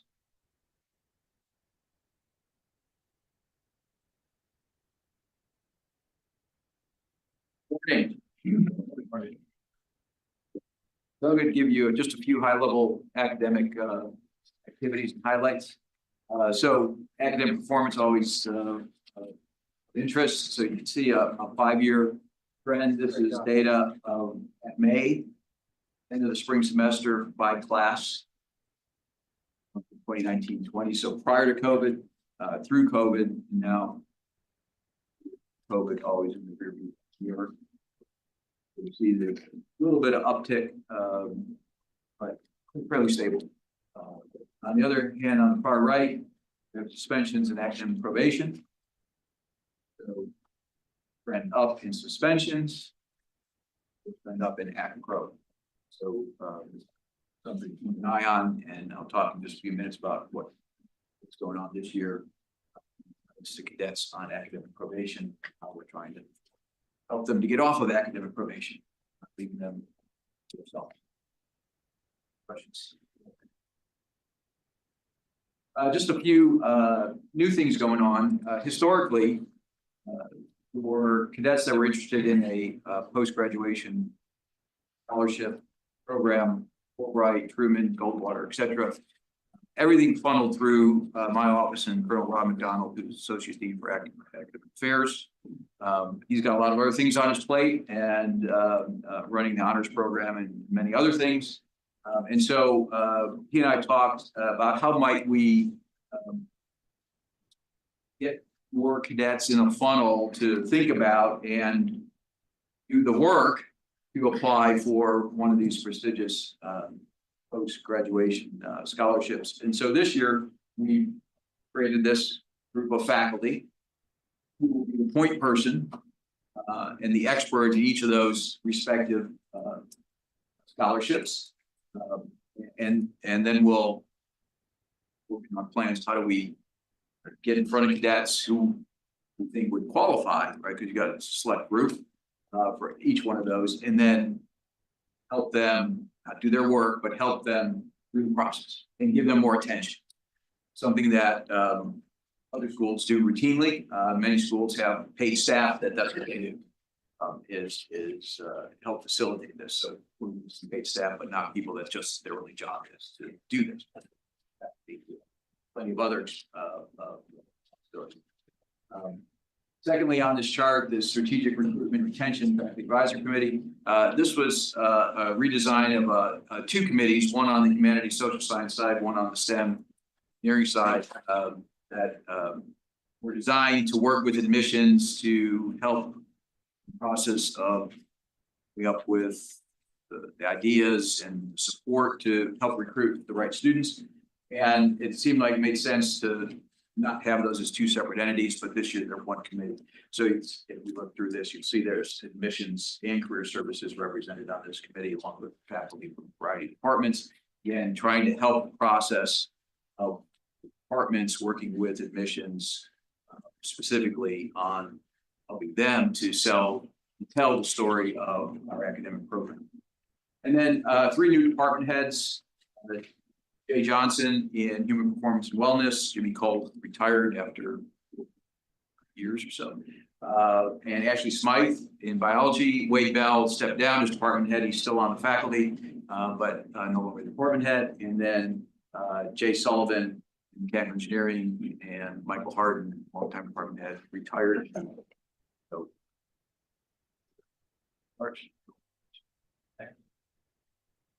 So academic probation. And historically, where the culture of the place is, hey, you're on Act Pro cadet, there's services, there's help. You go, if you want to take advantage of it, go take advantage of it. It's there. And so this year, the changing the culture, which is if you're on Act Pro, you want to be back here, you don't want to be suspended, you're going to have some responsibilities of that academic recovery. And we can do this because we have a fully staffed Miller Academic Center, and so the support be able to do this. Humans. It's required of all cadets on academic probation. There is no exception. It doesn't matter whether you're rising first or returning third. Doesn't matter if you're at a 1.99999 GPA or you're half a credit hour short. If you're on Act Pro, the condition to be back in VMI not suspended is you participate in this program. So it includes ongoing regular meetings with staff person at the Miller Academic Center. It requires additional meetings with academic advisor and with instructors. If there's study sessions, which are at the 100, 200 level courses, or tutors, have to participate in that. And then some open meetings that the MAC provides for all students, not just on academic probation, on those types of subjects. They get a contract that they have to sign, right? It's important. They're committing to doing these things. I won't read through the whole thing, but they create an action plan. How am I working with the MAC staff? How am I going to get off of Act Pro? What am I going to do differently than what I've been doing in the past? And all these variety of meetings. And the cadet has to track this. And there's a system set up for them to track it. And then at the end of the semester, hopefully they'll all be off the active probation. But they're also told, right, that if they don't do what they're supposed to do in terms of these activities, they might get demerits, they might get penalty tours, they might get confinement. And what they'll also get, which I don't really like, is if they do on their own get off of academic probation, but they didn't do what they contractually said they're going to do, they get to spend another semester on academic probation, courtesy of the dean, for reward for not honoring the contract that they signed. So hopefully that won't happen. But we're going to try to hopefully get these young men and women off of probation sooner than the other one. General Wins mentioned 5th-year cadets. And so just very briefly, current policy that's been in place for many, many years, certainly prior to my arrival at VMI in 2002. Cadets have to be full-time. We don't have any part-time students. Full-time is 12 credit hours a semester. And cadets returning for a 9th or 10th semester have to be full-time and have not completed their degree requirements. So current policy is you finish your degree in May of your 4th year, you cannot return. Have to, if you want to stay a 9th semester or beyond, or you get 10 semesters, if you want to come back for 9th semester, you have to be at least a half credit hour short of fulfilling your, otherwise you cannot stay. And you can't, so you gotta be really careful. Yes. Why would anyone want to come back for a 5th year if they completed their degree? So that's a great question. Look at the policy prior to 1986. The cadet, no cadet may remain after receiving a diploma. However, if the cadet raises his hand at that time, meets the requirements of graduation in 4 years, wants to remain for up to an additional year, can request postponement graduation or to pursue an enhanced program such as double major, minor, concentration, or improved GPA. But they had to be full-time. So that was policy prior to 1906. Still trying to have the archivist and the library track down the minutes of why that went away. I don't know why it went away, but it did. But I don't know. That's a good question. Why would now sometimes it could be this, could be athletes, variety of reasons. Students might want to stay. So Through the years, it's probably largely been NCAA athletes. But I think what we're finding here in later years with the number of cadets who might be working on a double major or a major and a minor or a major and a concentration, that some of them would find benefit in extending that time so that they can, especially those that have those tough majors like electrical engineering, mechanical engineering, I think it's true. So follow-up question, given that, I mean, the athletics, like a fifth-year eligibility, that was always sort of the only reason most cadets in my time frame were there for a fifth year.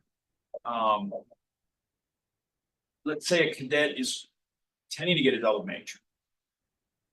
Under the current policy, couldn't they game the system and simply say, okay, in my 7th or 8th semester while I'm here, I won't take classes that are for my primary major, but instead we'll take classes that would advance a second major.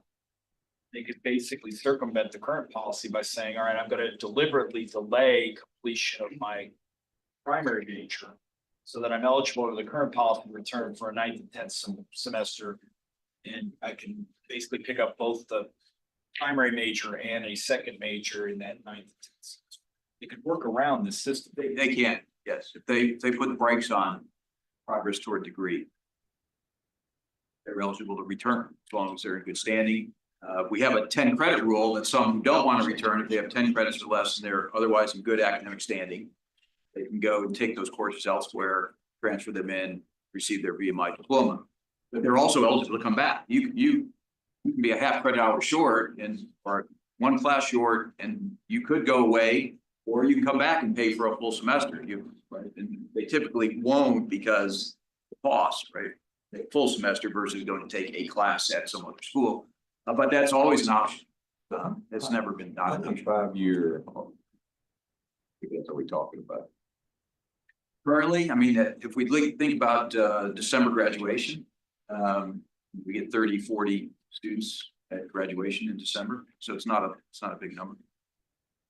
How many trickle over to May? For a full 10 semesters? No, very many.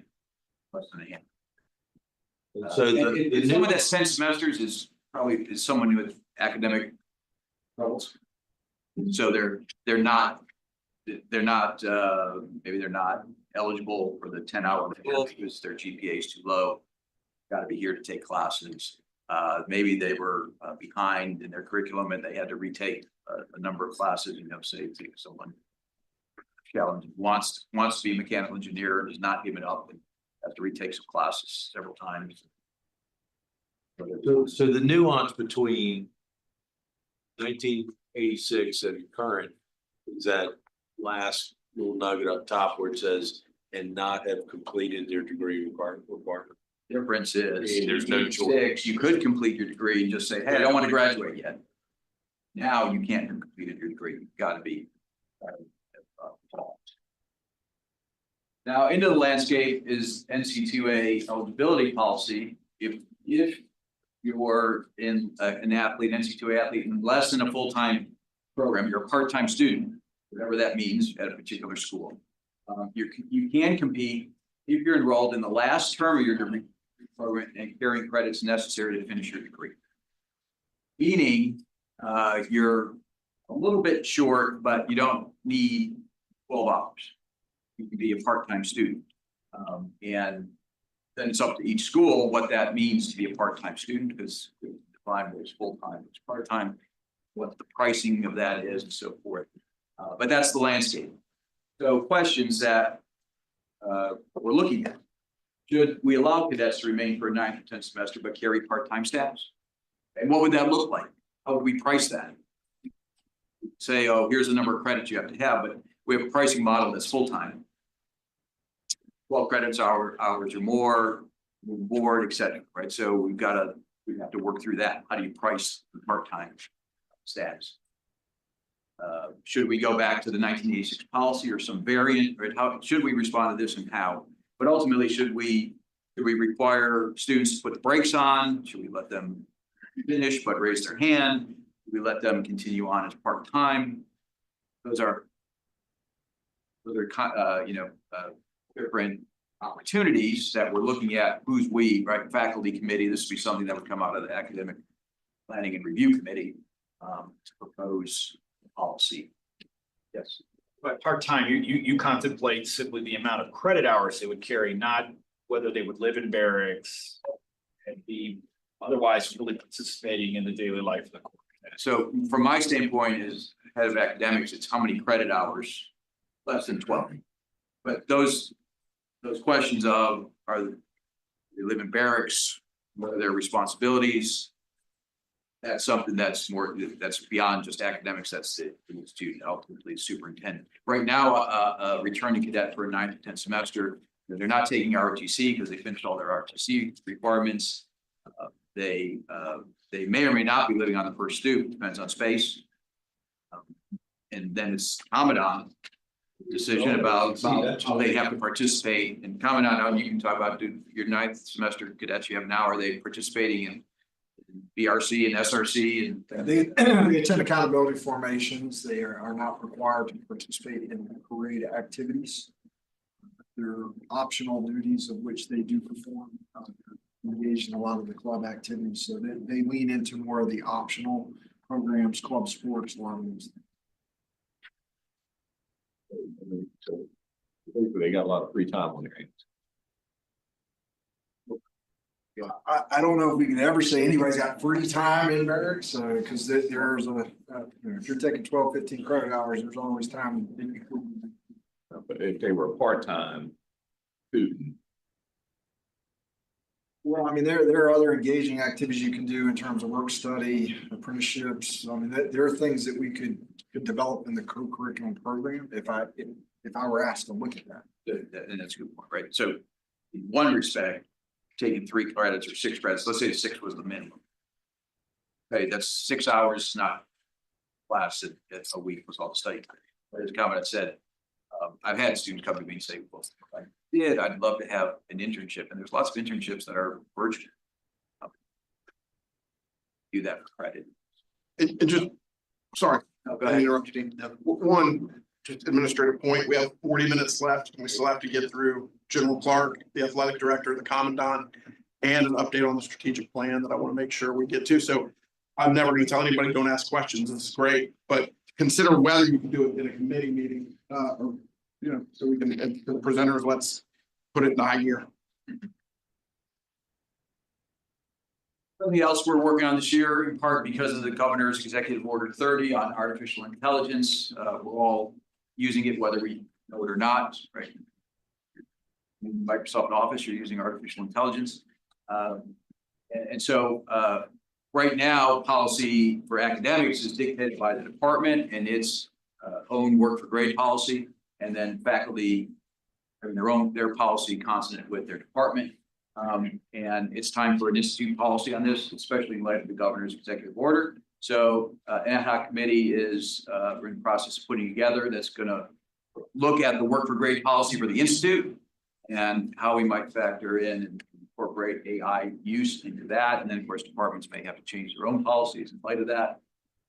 Also looking at AI in light of honor code and honor court cases. I've gotten quite a few AI related cases over the last year or two.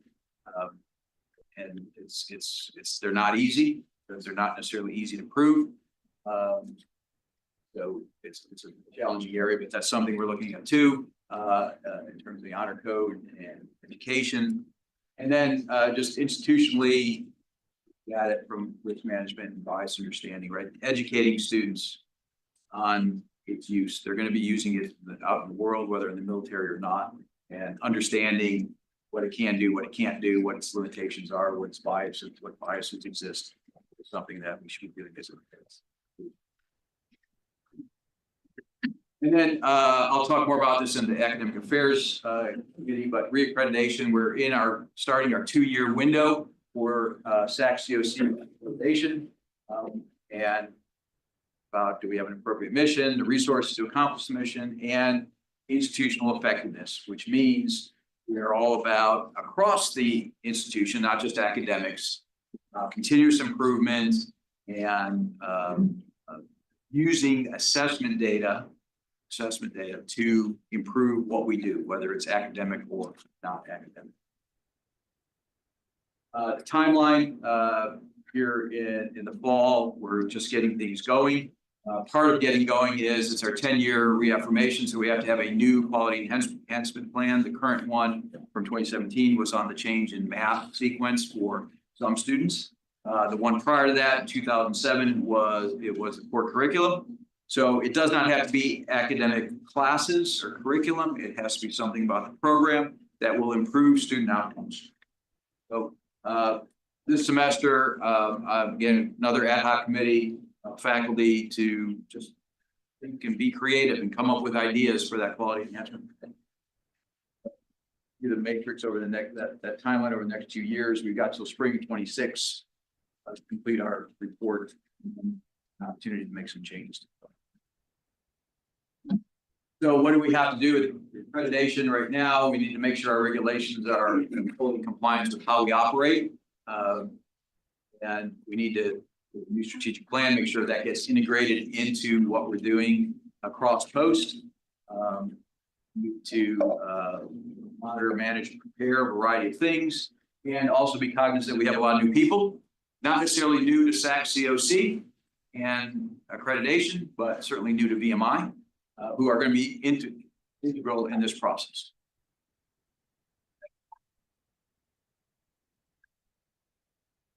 Hey, Dean Mareshi, one question, sort of Superintendent Dean Mareshi and our new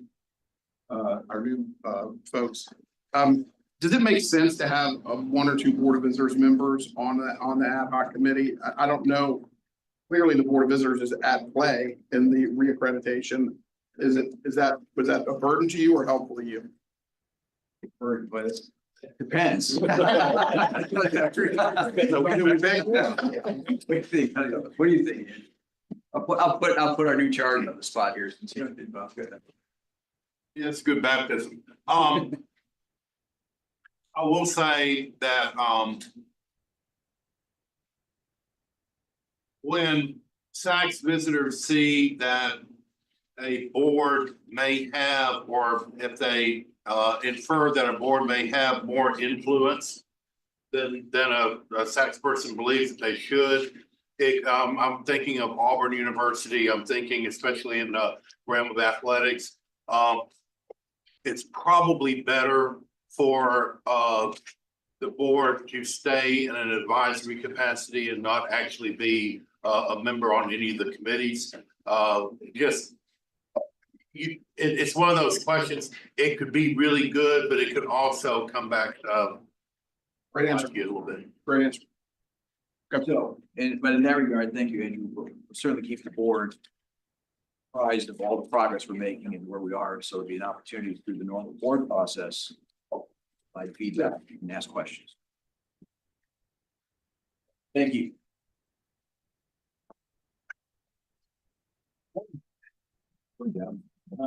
I want to just give you all a brief look at how we closed out fiscal year 24, and then just a look ahead, a few slides on some of the major themes in the fiscal year 25 budget, the budget we're currently operating in. So just as a look back to fiscal year 24, we finished the budget.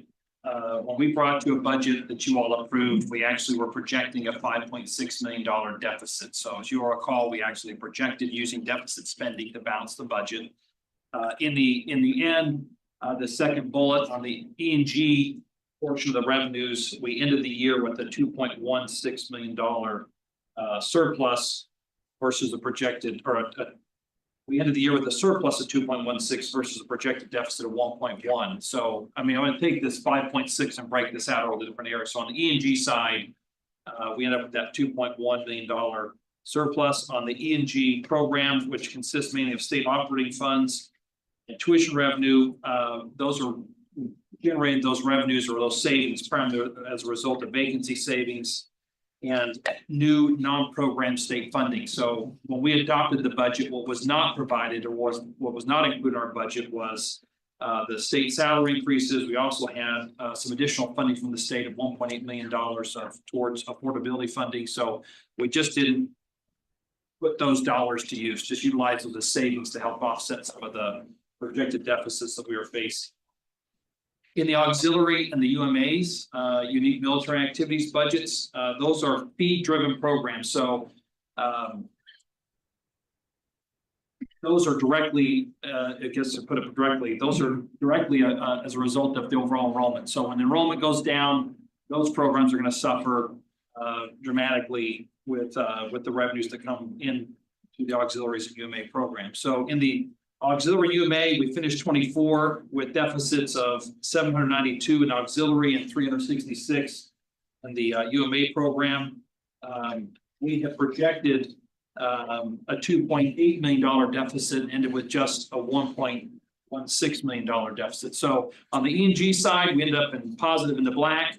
In the auxiliaries and UMA, we ended up in the red, but not as red as we had originally forecast or projected. Athletics, which also relies on fees or revenue, ended the year with a deficit of 846. As you all know, we'd actually projected that athletics would probably see a $1.7 million in the red. So as they closed out their year, and you'll get a chance to see some of this in the athletic budget, actually finished up closer to just 800,000, 846 in the red. So significant efforts by the athletic team, and a combination of that plus some private one-time funds that came in to support. So you know, anyway, there's the big good news story. So all in all, when it's all said and done, we finished fiscal year 24 in the black. So consistently with every year we've gone through the budget, even with these down years of enrollment, we've got 2 years of enrollment to move out. We still managed with savings and management strategies to finish in the black. We've got 2 classes, the current first class and the current second class, that are the low enrolling classes. As you all know, we're in fiscal 25, we get to 26, 27. Fiscal year 27 is back, we're sort of full enrollment in the core, and some of our strategies, of course, will get a chance to shift as a result. Next slide. Get some notable budget impacts on fiscal year 25. I would just sort of highlight, as we've already gone through all the elements on admissions and financial aid, this is the year we start to see the enrollment cliff. And so I think as we just look at the overall budgeting, our approach is just awareness and being cognizant of that. The focus on retention and aggressively working that through various areas is an important strategy with the overall finances of fiscal year 25. VMSDP, this is an important element I think for the board to be aware of. It's something that came up in a lot of topics. Our last meeting, the decision had not been made to fund VMSDP. That census occurred. The legislature, the governor, they've elected to fund that, but they're funding it on a one-time set of funds. So it's not a long-term permanent stream of revenue. So that's something just to be aware of, is that we have for 25 and 26, but when we get to fiscal year 27, it's unknown where the future of the sustainability of the VMSDP program is. We're receiving, just for your information, there were 2 different appropriations that were done in that session. Under one appropriation, we get $333,000, another one, $749,000. All in all, VMI gets about 1.08 million of revenues to offset the waived fees for VMSDP. I know there's a lot of information, a lot of questions about that. I think we get the AFP, we can even go into that a little more deeper. The General Assembly's Pell Initiative provides funding. Those are funding revenues that are in this budget. Those are fantastic grant. Those are projected to go through fiscal year 27, but just recognize, you just sort of look out on the future, that program has a limit to it. Next slide. This is again the FAFSA changes in this budget. We're investing more into financial aid to offset the impact of just those instances that Shannon and Joe were talking about. Families whose all of a sudden their financial aid profile changed and shifted, and they were due more. Shannon mentioned, hey, you don't see Shannon We're just doing everything we can to make sure she's got the resources to make those decisions and, do everything we can to retain the cadets here. So there is, it's not just sort of just funny money. There's actual monies allocated and shifted over to support those financial aid dollars to support those cadets for the retention. So that's an important part of the fiscal year 25. The call to duty program, as we've mentioned, we've got it funded in the class of 27 and 28. As we go further out, as you know, as you just start to think about the program, it's about a $4 million program. That's about $100 million endowment to support and sustain that program long term. And so there's got to be, we're meeting continually and talking about it. We've got it funded through in this current budget cycle. But as we look out in the future years, there's a significant amount of effort in fundraising, funds that are taking place with the alumni agencies, and some really special gifts that have come in from two in particular from non-alumni that have been some really significant dollars that have come in to support that program, but they're endowed dollars coming in. So $1 million is a big gift. It's great. It's wonderful. We'll have that long term, but it's really just generating $42,000 roughly a year. So just as we look out in the future, the call to duty program from a budgeting cycle, I just recognize how we're going to invest into that program. There's a number of levers that we're looking to make that all work, but it will require a lot more private support, a lot of our other aid going into it, and or maybe just there's a possibility of curtailing the program. Anyway, just be aware of that. I think that's something out there. You're looking at the class of 28 and beyond, at just some of the impacts of that program. I think the fee-dependent programs and auxiliary UMA and athletics, they're still going to face budget operating deficits in 25 and 26. And I mentioned those are budgeted deficits. Everybody's working very, very hard and very aggressively through each cycle, each business cycle, each year to do everything we can to try and finish in the black. So there's just a quick synopsis of some of the budget pictures. I think it's a good news story about the overall management of the Institute, General Wynn's direction on budget saving strategies, the leadership team, everybody pulling together to make those, find those savings, push some decisions to the right and get us through. But for those that are new to the board, we saw this cycle moving through over time. We've got 2 years to go. Next year, a little bit better. The year after that, even better. And then we're at 27. We're back to sort of full strength size of the course. So some of you have watched this whole piece of these dots moving through the barracks. Subject to your questions, that's my very brief on the finances. Shannon, a couple of you now have mentioned the enrollment cliff.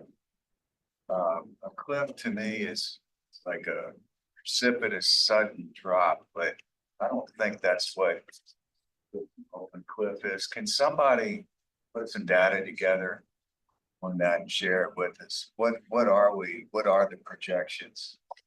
I'll get that to you. I'll probably have it by end of day, sir. There's no rush on that, but We're tracking it pretty. thank you. It's the technical term that's being used out there, but Yeah.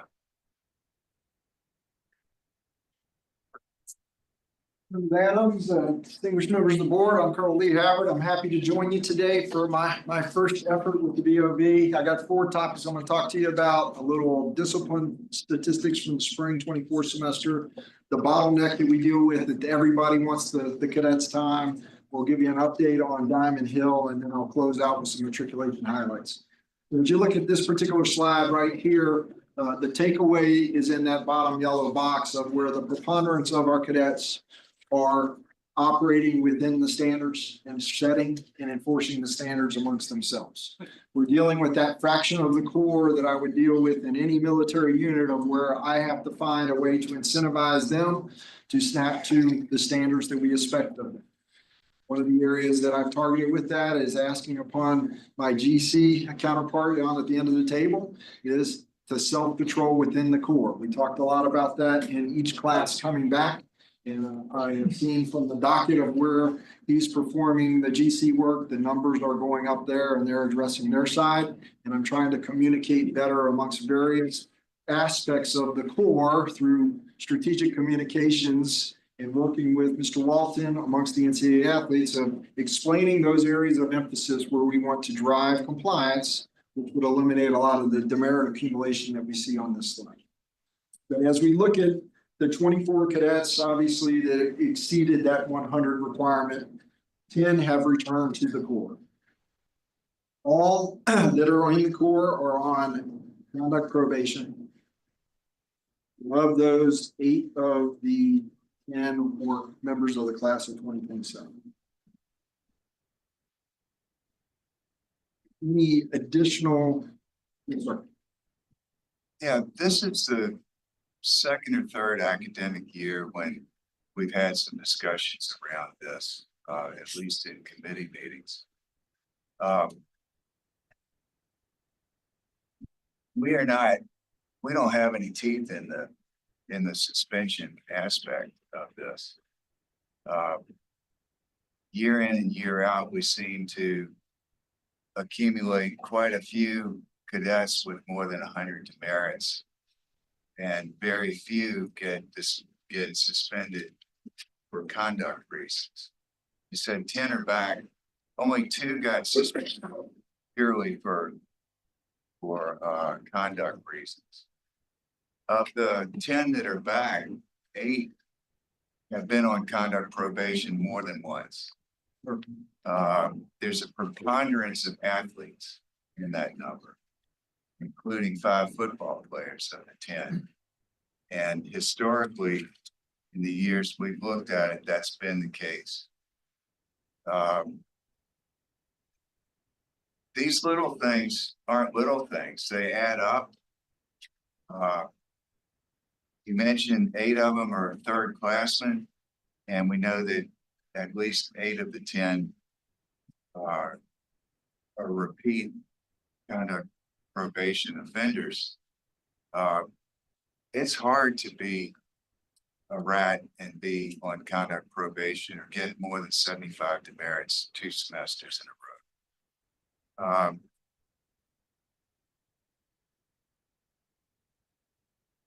This is an issue that doesn't seem to be getting anyone's attention. And when I've talked with various administration members on this, there seems to be a philosophical issue here that it's okay to bring somebody back with more than 100 demerits, as long as they just accumulated those demerits with little things. And the little things add up and people see it. Greece. And we even had a member of the Commandant staff tell us that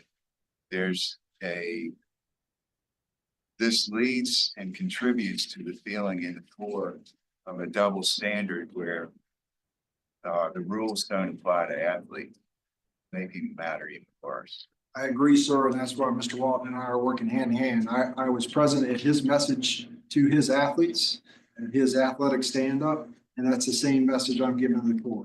Talking with all the coaches, I communicated with the Council of Captains cadets today on the areas that I feel I need their peer influence to help cadets in the NCAA athlete region to eliminate those needless demerits, the small infractions. So I'm trying to get out in front of it, 6 weeks in, and I will look at, the end of the semester in a different lens with the engagement that I'm doing. And I don't see an improvement. Those that are exceeding in this first demerit period, the 30 demerits, I will engage a lot earlier along with Mr. Walton. So we're taking a different approach this semester. We just will need some prompt time to dig into the problem would be what I asked of the board, and we'll give an update next semester. It is a different approach, which I'm going about. Just add to that, so, and I appreciate all that. I think it's headed in the right direction, but as part of that direction, we going to make changes so that if they get 100, when it doesn't matter how they got it, that unless there's some extreme extenuating circumstance, we're not going to allow them to continue. So the incumbent upon me is making a recommendation to the superintendent and providing a record of engagement at the appropriate levels, starting from the company commander leadership, the TAC leadership. In the case of our rats, now they're having that problem, the dikes. What I have not seen and been able to validate is I don't see a record trail that I would, if I had a airman in distress that's causing problems, I don't have a first line supervisor type of counseling session. So what I am not 100% confident about in the 6 weeks that I've been here is I don't have the defined engagement process, much less that engagement process being documented. So The post-demerit period closes this week. At the end of this week, we will snap to, and those that have exceeded the demerit periods for the period will get definitely a visit from me, whether you're an athlete or non-athlete. I'm gonna be asking the company commanders, what are you doing? If it's a rat, I'm gonna be asking Dice, what are you doing in terms of counseling your rat and getting them to change? I started to take part in morning inspections this week with the board to emphasize that MI order is gonna be MI order. We're going to have a reflection back to standards, and that's gonna be the expectation of the bid. I will need some time coming in as commandant to make that change. So let me throw the commandant a lifeline, brand new commandant. First of all, the numbers reflect 1% of the board. As he discussed, by and large, the overall performance of the pool is very low in terms of demerits and how that occurs. One of the things that came out, and this is what we talk about when we talk about coaching, teaching, mentoring, guiding, directing, and then at times discipline, is there's a full range of things that can result in cadets being dismissed or suspended from the institute. So you certainly have discipline, right? And discipline is not just based on demerits. There are oftentimes major infractions that lead to discipline. So for example, while we talk about the 2 that were suspended for demerits, there was a total of 5 that were suspended in overall conduct and discipline last year. When we talk about academics, and a lot of times there's a correlation between cadets who are performing poorly from a demerit standpoint, and it goes hand in hand with their academics. There were 42 that were suspended because of academics.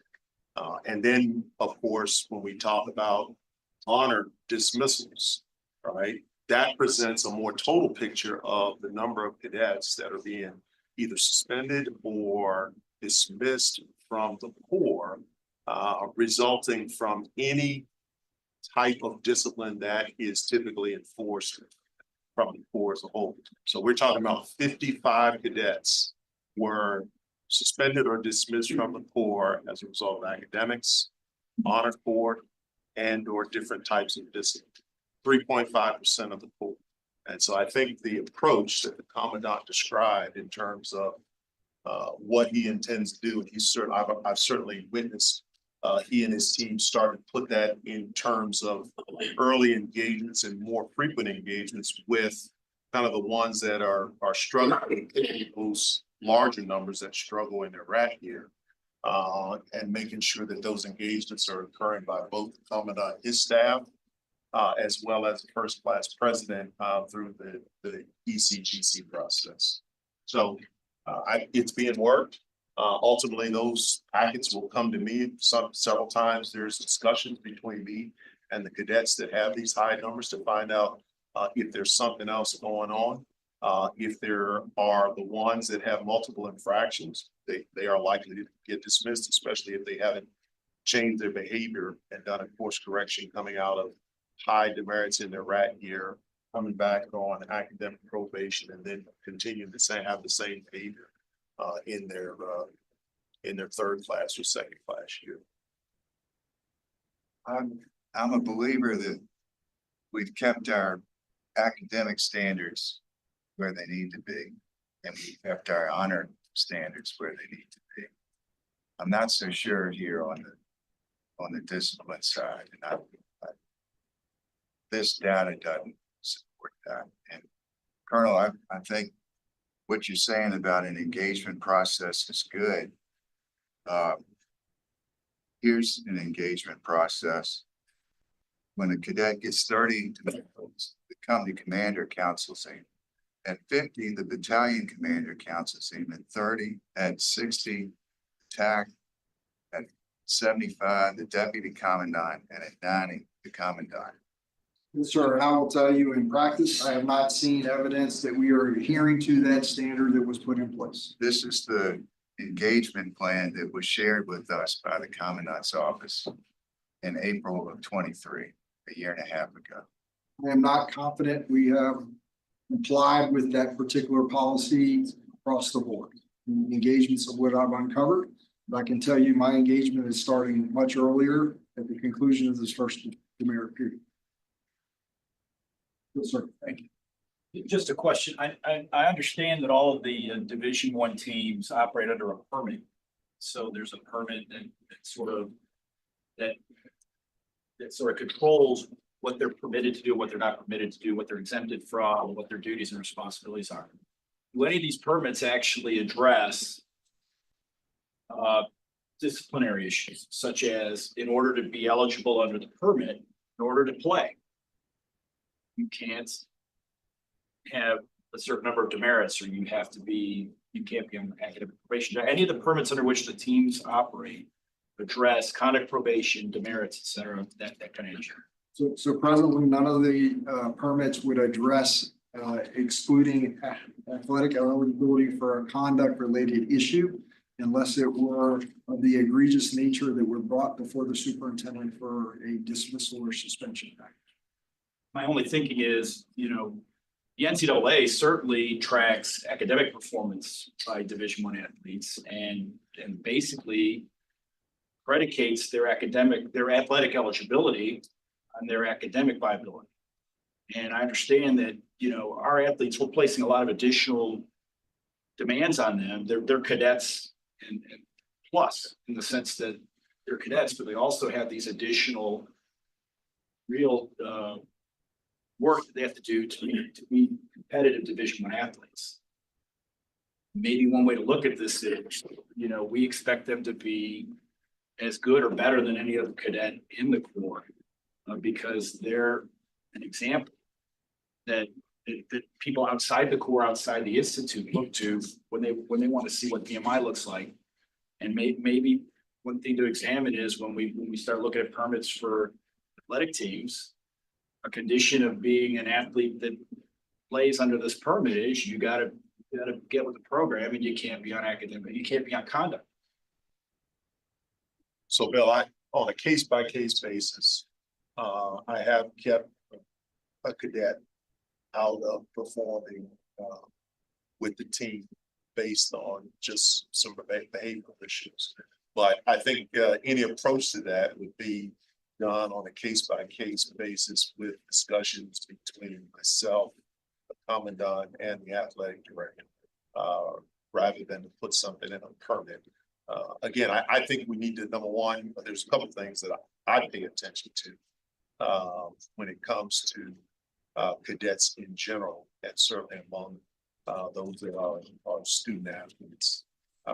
And the heavy lift that they all have to engage in. And so we just have to continue to work to coach them up to make sure that they understand that we do have standards, and those standards at some point are going to come back to haunt them if they don't get their act together. I think that the numbers that were cited about the 24 speak volumes when you talk about the fact that a large majority of those 24 were first-year cadets, which again, talk about how first-year cadets struggle academically.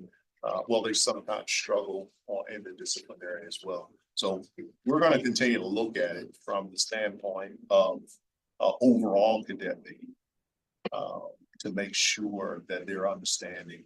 And I think with the work that the first class president and the other class presidents and vice presidents that they see along with the commandant, we're going to make progress.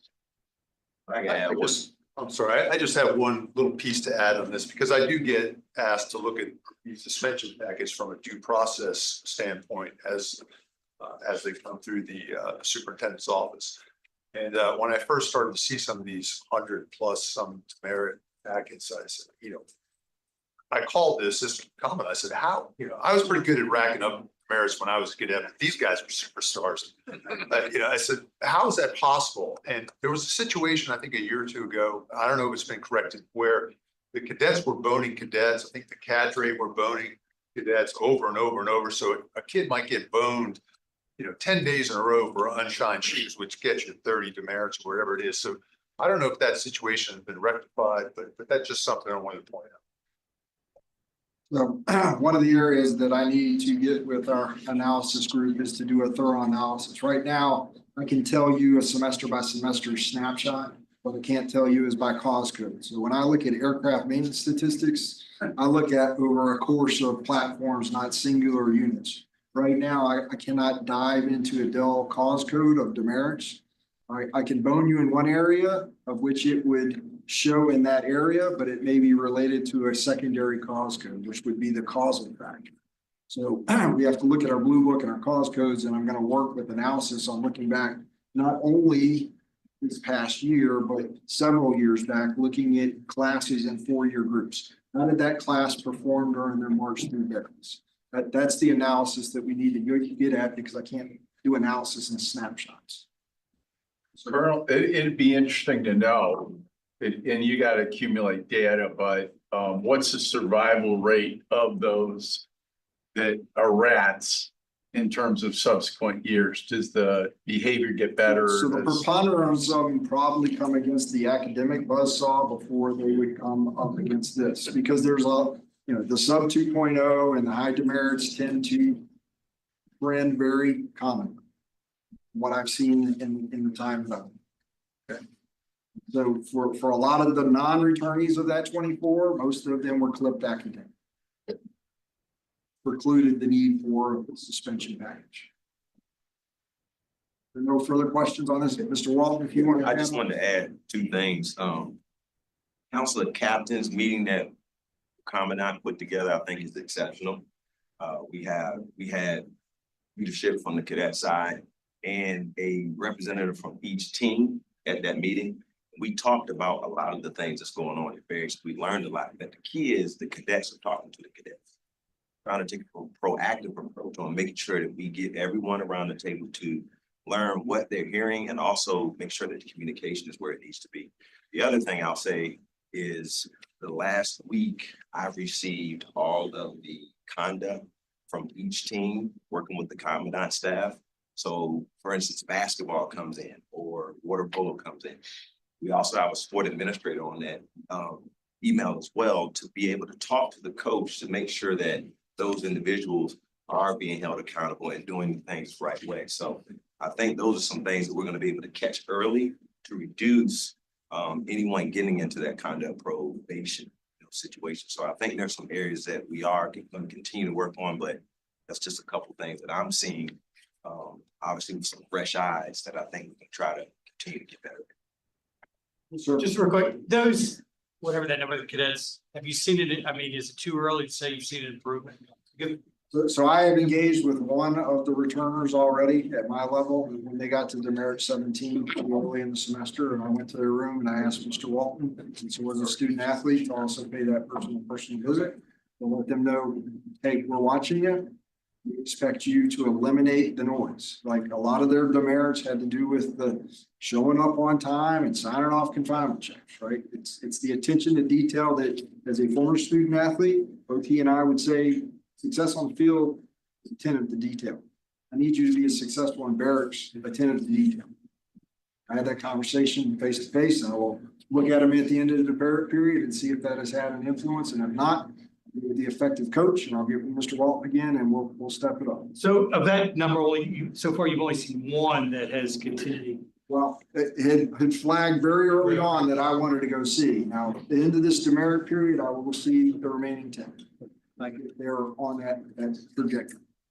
In the spirit of time, Mr. Adams, I'm going to go on to the next 3 slides pretty quickly. It's an assessment of the bottleneck resource, which is cadet time. The first slide deals with the first and second classes there. They are very similar in their attributes, other than what you would expect out of the first classman having more of those leadership responsibilities, which is taking away from a lot of the companion time that you see in the second class. So it has to do with the regimental and class leaders, the roles that they have across their rankers, the Officer Guard Association, CEA, RDC, and other class officers. It also includes professional development opportunities that our first classmen may get through the CLE and other opportunities that aren't necessarily on the second class's plate yet in terms of development. Next slide. And looking at the third class versus RATs, I don't think there's a surprise here. RATs don't get to do optional activities. So that is the large difference between the thirds time as well as versus the RATs. You also with the thirds will be seeing that transition from followership into some junior leadership roles. And finally, I wanted to give you a look at what a cadet athlete in their final year versus a non-commissioning semester cadet may look like, and what you will see between the athlete versus non-athlete, non-commissioning cadet is it's about the impact to academic day. So what would drive that? If I'm on a baseball team, I'm going to be signing out of classes a lot and missing those classes to go out to travel competition. Even on a home game, I may miss some afternoon classes on a Monday, Wednesday, Friday. So you see that in the academic day difference. They're not doing as much of the mandatory type of training in terms of military training. Accountability wise, they are doing practice in the morning, so they're missing those BRC formations for NCAA practice purposes, taking accountability as a team and going to all that work. And then finally, they do not get the wide range of optional activities that a lot of our non-commissioned cadets will have the opportunity to do.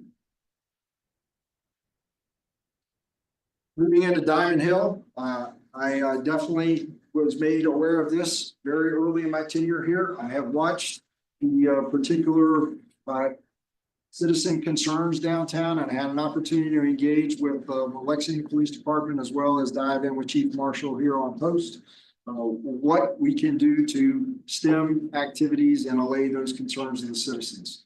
So what I've learned in the 6 weeks that I've been here is it's largely a parking issue that most grievances those citizens and not being able to get out of their driveway and or concerns for their senior citizen neighbors in terms of emergency response, whether it's fire or emergency medical services, being able to get to those houses.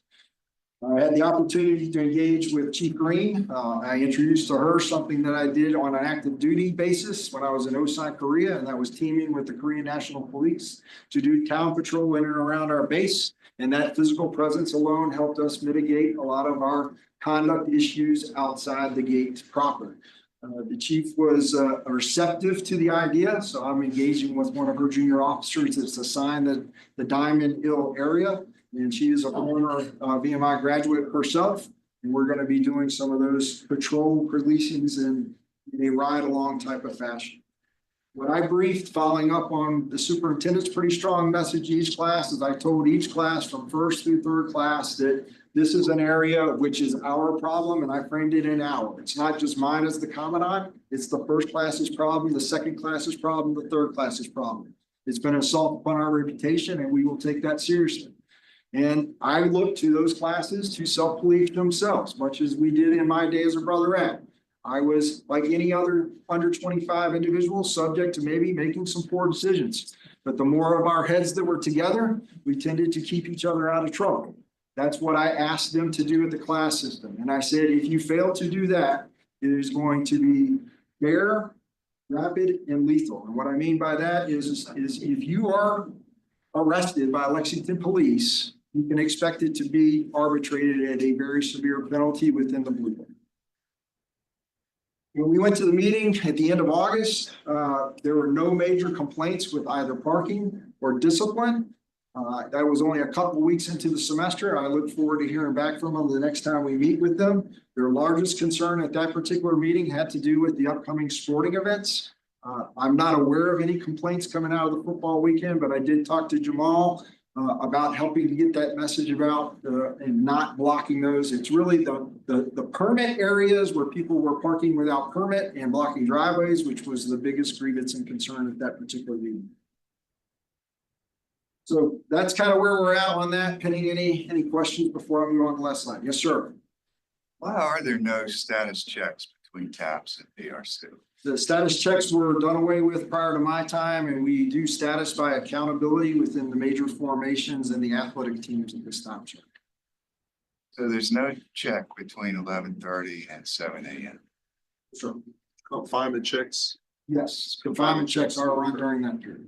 So if you're on confinement, there's a check, but otherwise there's no check. So what's to keep a cadet from say, living in one of those houses uptown. Sleeping there 2, 3, 4 nights a week. So I am making patrols of that area early in the morning. I have yet to see anybody coming out in jet bike or ducks or anything of that magnitude. I'm not gonna say that I am the 100% fail safe, but I am aware of it and I'm trying to survive. Let me ask another way. What's the philosophy behind not having a status check for 7.5 hours when there's checks all day long for the rest of the day? Let me answer that. So the philosophically, the idea of growing young leaders in the 21st century ought to be centered around them being responsible and doing the right thing and not requiring 17 to 21-year-olds to operate under med checks. Post is a sanctuary. Okay? Cadets have the ability to transit on and off posts throughout the course of the day, to include the evenings. They know where they're supposed to be. They know where they're subject to the regulations of the Blue Book. And so the guidance that I give is that formations are the accountability method by and large. Over the years, if we go back, there have been some instances where things have occurred that should not have occurred when it comes to behavior of certain members of the staff, the OCNIs, and some other things.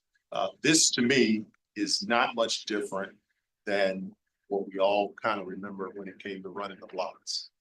And for example, I distinctly remember, you all are familiar with the events of Easters that used to occur up at UVA. How cadets would take a risk. They would go and they would spend all night up at Easters and then try to run back. First of all, they take a risk about the stick check that took place. So those things really, particularly in this day and age, don't do much to alleviate a cadet who wants to go off post to get off post. And so stick checks went away decades ago. The bed checks, the midnight checks into rooms, particularly co-ed rooms now, since we are co-ed, were problematic from my viewpoint and were brought up as I came to board as a superintendent. So what we manage accountability with are formations where cadets know they're supposed to be in certain places at the right time. And when they fail to do that, then, as has always been the case, the Blue Book is in effect.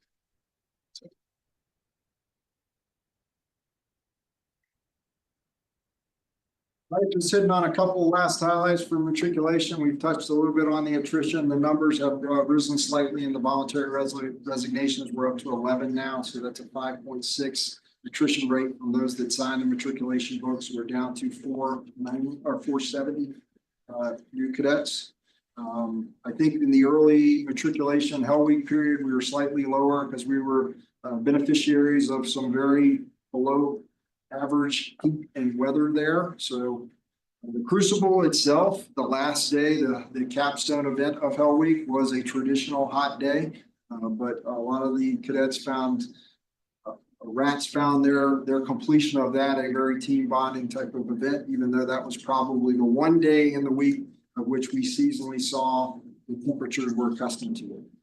Ironically, we did see an uptick in the number of rats that were seen between ENT and the infirmary. So those statistics were up 46 in terms of number seen and 32 for issues. However, the reported categories, we did see trending down in 9 of the 17. 1 was the same. 5 that had been reported in the previous year were up, and 2 were up and not reported in the previous year. So things that had not been reported in the prior year, concussions and passed out. Things that had rose were largely number of cadets reporting for sickness and lower and upper extremity pains, as well as headaches.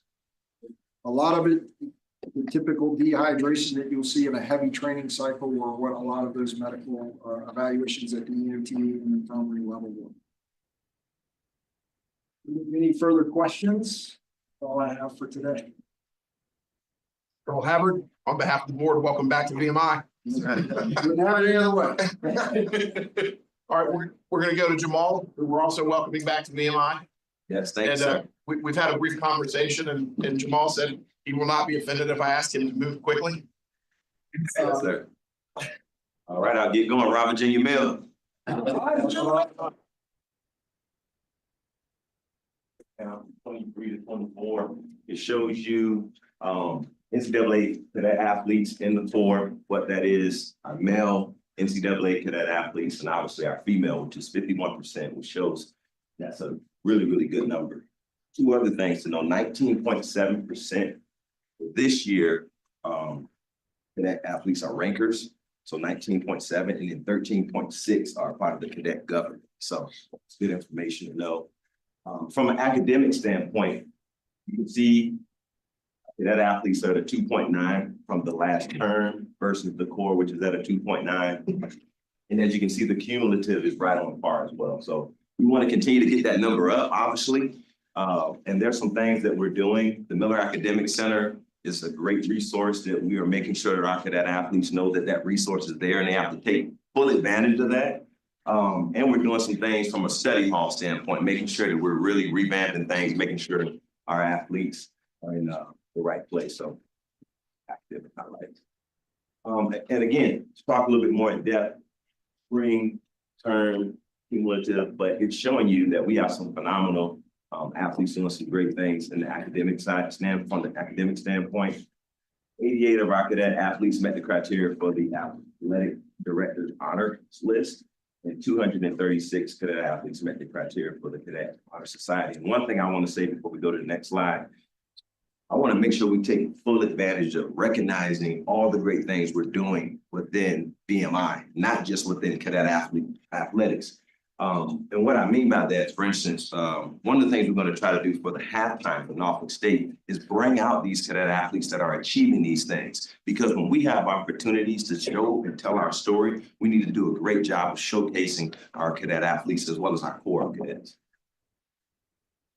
By the numbers, I know Dallas touched on a couple of things. From a revenue standpoint, we came in plus by 600,000, which is great. There's going to be more that we'll talk about in the athletics committee meetings from the expense standpoint, and under a little over 80,000. And obviously the bottom line is we probably didn't spend the entirety of the remaining athletic fund balance savings account. FY24 leaving almost 200,000 remaining to roll over in FY25. Obviously the core budget priorities, increasing ticket revenue, excited to talk about that later, increasing game revenues, reducing competition costs, prioritizing managing team operating costs, and obviously corporate sales, I'm gonna touch on later. I also want to thank the Cadet Club for all they're doing in this area with helping us from an athletics standpoint. This will be my last slide, but I want to touch on this because this is great. I've been a part of multiple athletic departments. Having a corporate sponsorship staff member or someone on staff is huge. And you can see this is the FY24 revenue that we brought in last year, 52,000. The total is at 151 currently. That's great. The number that Blake had to reach for the entire year was 160,000. We're at 151,000 right there. So it shows you, again, having this young man coming in, what he can do. But as you can see, the total agreed upon cash is 138,900. And the trade is 12,500. And trade is important. As you can see, meals, hotels, they help reduce significant expenses. So Blake is somebody who's doing a great job. We're going to touch on more of this, but as you also probably are aware, when we have our video boards in the football stadium and the basketball arena, which we'll have later on in the spring, this helps bring in more revenue. This helps tell our story. So this is a really key part. And as you can see, we have some new partners versus renewals, but we also have some people in the pipeline. And there's a few businesses that in January, they're going to jump aboard and join us as well. So I really think the corporate sponsorship side of things is going to help us continue to get our revenue up. So it just helps to know that we have somebody like Blake who's coming in and helping bring in new money and new people into the Institute. Actually, sir, that was slides I had. One thing I wanted to say before I close, when I said Rob Virginia Mill, we talked about, you know, is there a divide? Is there this or that? Rob Virginia Mill unifies us. It's our uniter, okay? That is our boomer sooner. That is our fight on. That is our roll tide. Thank you. So what I've been doing as I walk around barracks and on posts, I've been saying Rob Virginia Mill, not just to the athletes, but to everyone. Is that right, Cadet Chapman? That's right, sir. Because the more that we can do those things, the more we unite, the more that we see that we're all a part of this together. So I'm really excited, and I'm gonna challenge everybody in here, you know? When you're around and you're out, let's test those cadets and say Rob Virginia Mill, because that's what is the spirit of VMI. That's why we're proud of where we're at. So any questions, I will move out of the way and next stage. But on behalf of the Board of Visitors, we welcome you back too. Yes, sir. Thank you. Rob Virginia Mill. Virginia Mill. Rob Virginia Mill. All right, I love it. All right, just real quick, go ahead. Oh, I was gonna say real quick. So I'm gonna have the superintendent do a little bit of an update on the strategic plan, and then we're just gonna move quickly over to lunch, and we won't be too, there's room in the joints here. We'll get over and get to lunch. Sure. All right, this is gonna go very quickly. You all are familiar with, the new board members may not be, but these are the strategic initiatives that were highlighted and approved by the board back in November. There's been a lot of work that's been done to kind of flesh those out down to the task level. Next slide. This is just a reinforcement of what the strategic plan talks about when it talks about the VMI experience. And as I mentioned before, we went through the mission, we revalidated the mission. The vision of the institute has been revalidated. And then the values, we've condensed the values in a simple set of consistent values for the institute. And so this is the experience, and I like to put the single sanction honor system at the very top, just as a reminder of what that means to the institute when it comes to cadets demonstrating their honor and integrity. Next. So high priority objectives, there are 15. I talked about this overall. There are about 21 objectives. These are the objectives that I'm going to put the most of my weight and time behind, working with the strategic initiative leads that have been identified that we've shown previously. I would liken these, if you go back to Vision 2039, to the 14 simplified descriptors that were a part of Vision 2039. So that's essentially what we're highlighting here. If we talk about the full breadth of the objectives, again, there's 21. The number of tasks that are listed in the document, or no, not listed in the document, but have been worked on and developed by the institute leaders that are the lead for these strategic initiatives, total 48. And then we've got what are called SMART metrics that total about 122 of those 48 objectives. So these are SMART metrics that we've defined that define the efforts as being achievable, measurable, feasible, and time bound. The time bound aspect is more work to be done with the team being led by Mike McCarthy, but that's how we look at those things. Next. All right, the strategic plan rollout. This just gives you an idea of some of the ongoing work that Mike is synchronizing with largely communications and marketing, and our plan to roll out the strategic plan in a broader way to engage followers here in the coming months leading up to Founders Day. And so these are the stakeholders that we want to communicate the strategic plan to. Next. This just gives you an idea of some of the major efforts that Sherry and the communications and marketing team are working on. And so they plan to launch a website here on November the 8th. There's a series of videos that I think are already in the works to start making the recordings, where myself and the board president will be talking about the strategic plan. And then there will be separate videos that talk about each specific initiative. And then there's going to be a rollout of a social media campaign. On the right, you see a couple of images that reflect some of the drafts that are in process right now. Next. And so then this is more of what the strategic plan rollout will look like.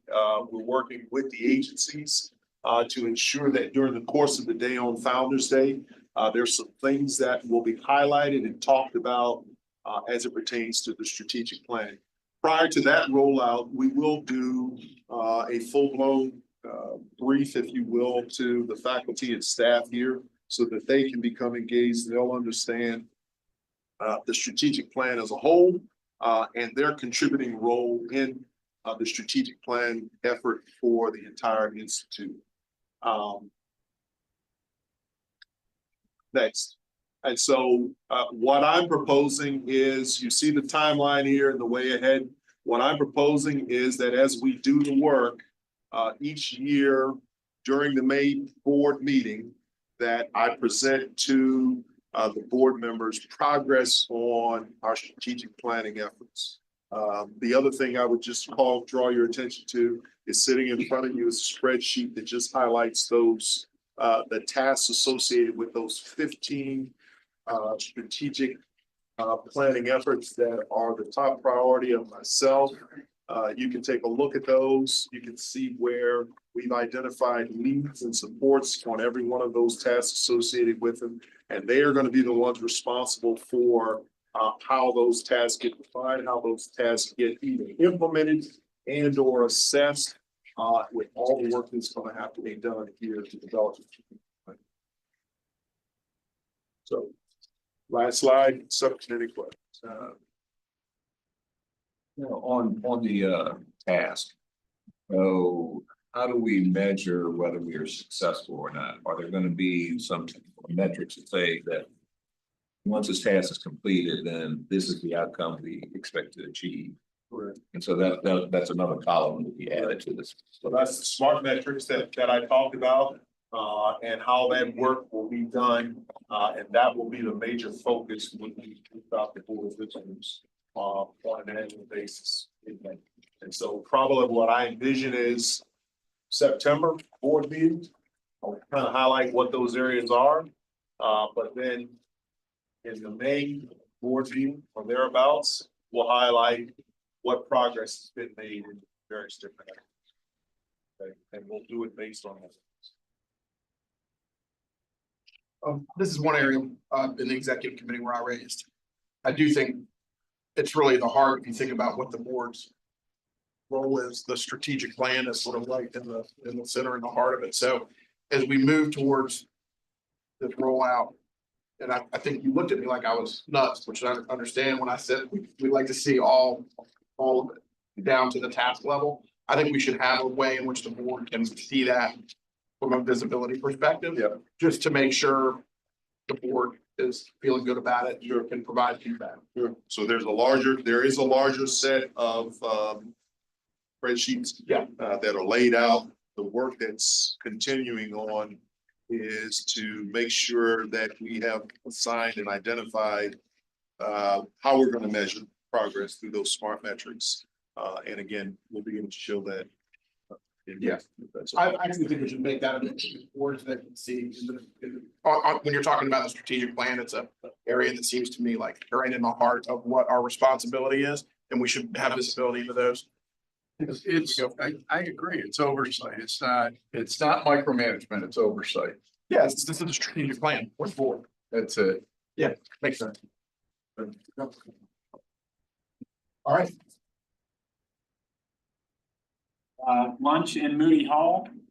And if you guys eat fast and Colonel Gibson, if he's still here, if he speaks quickly, we can still make Moody long time. All right. Thank y'all.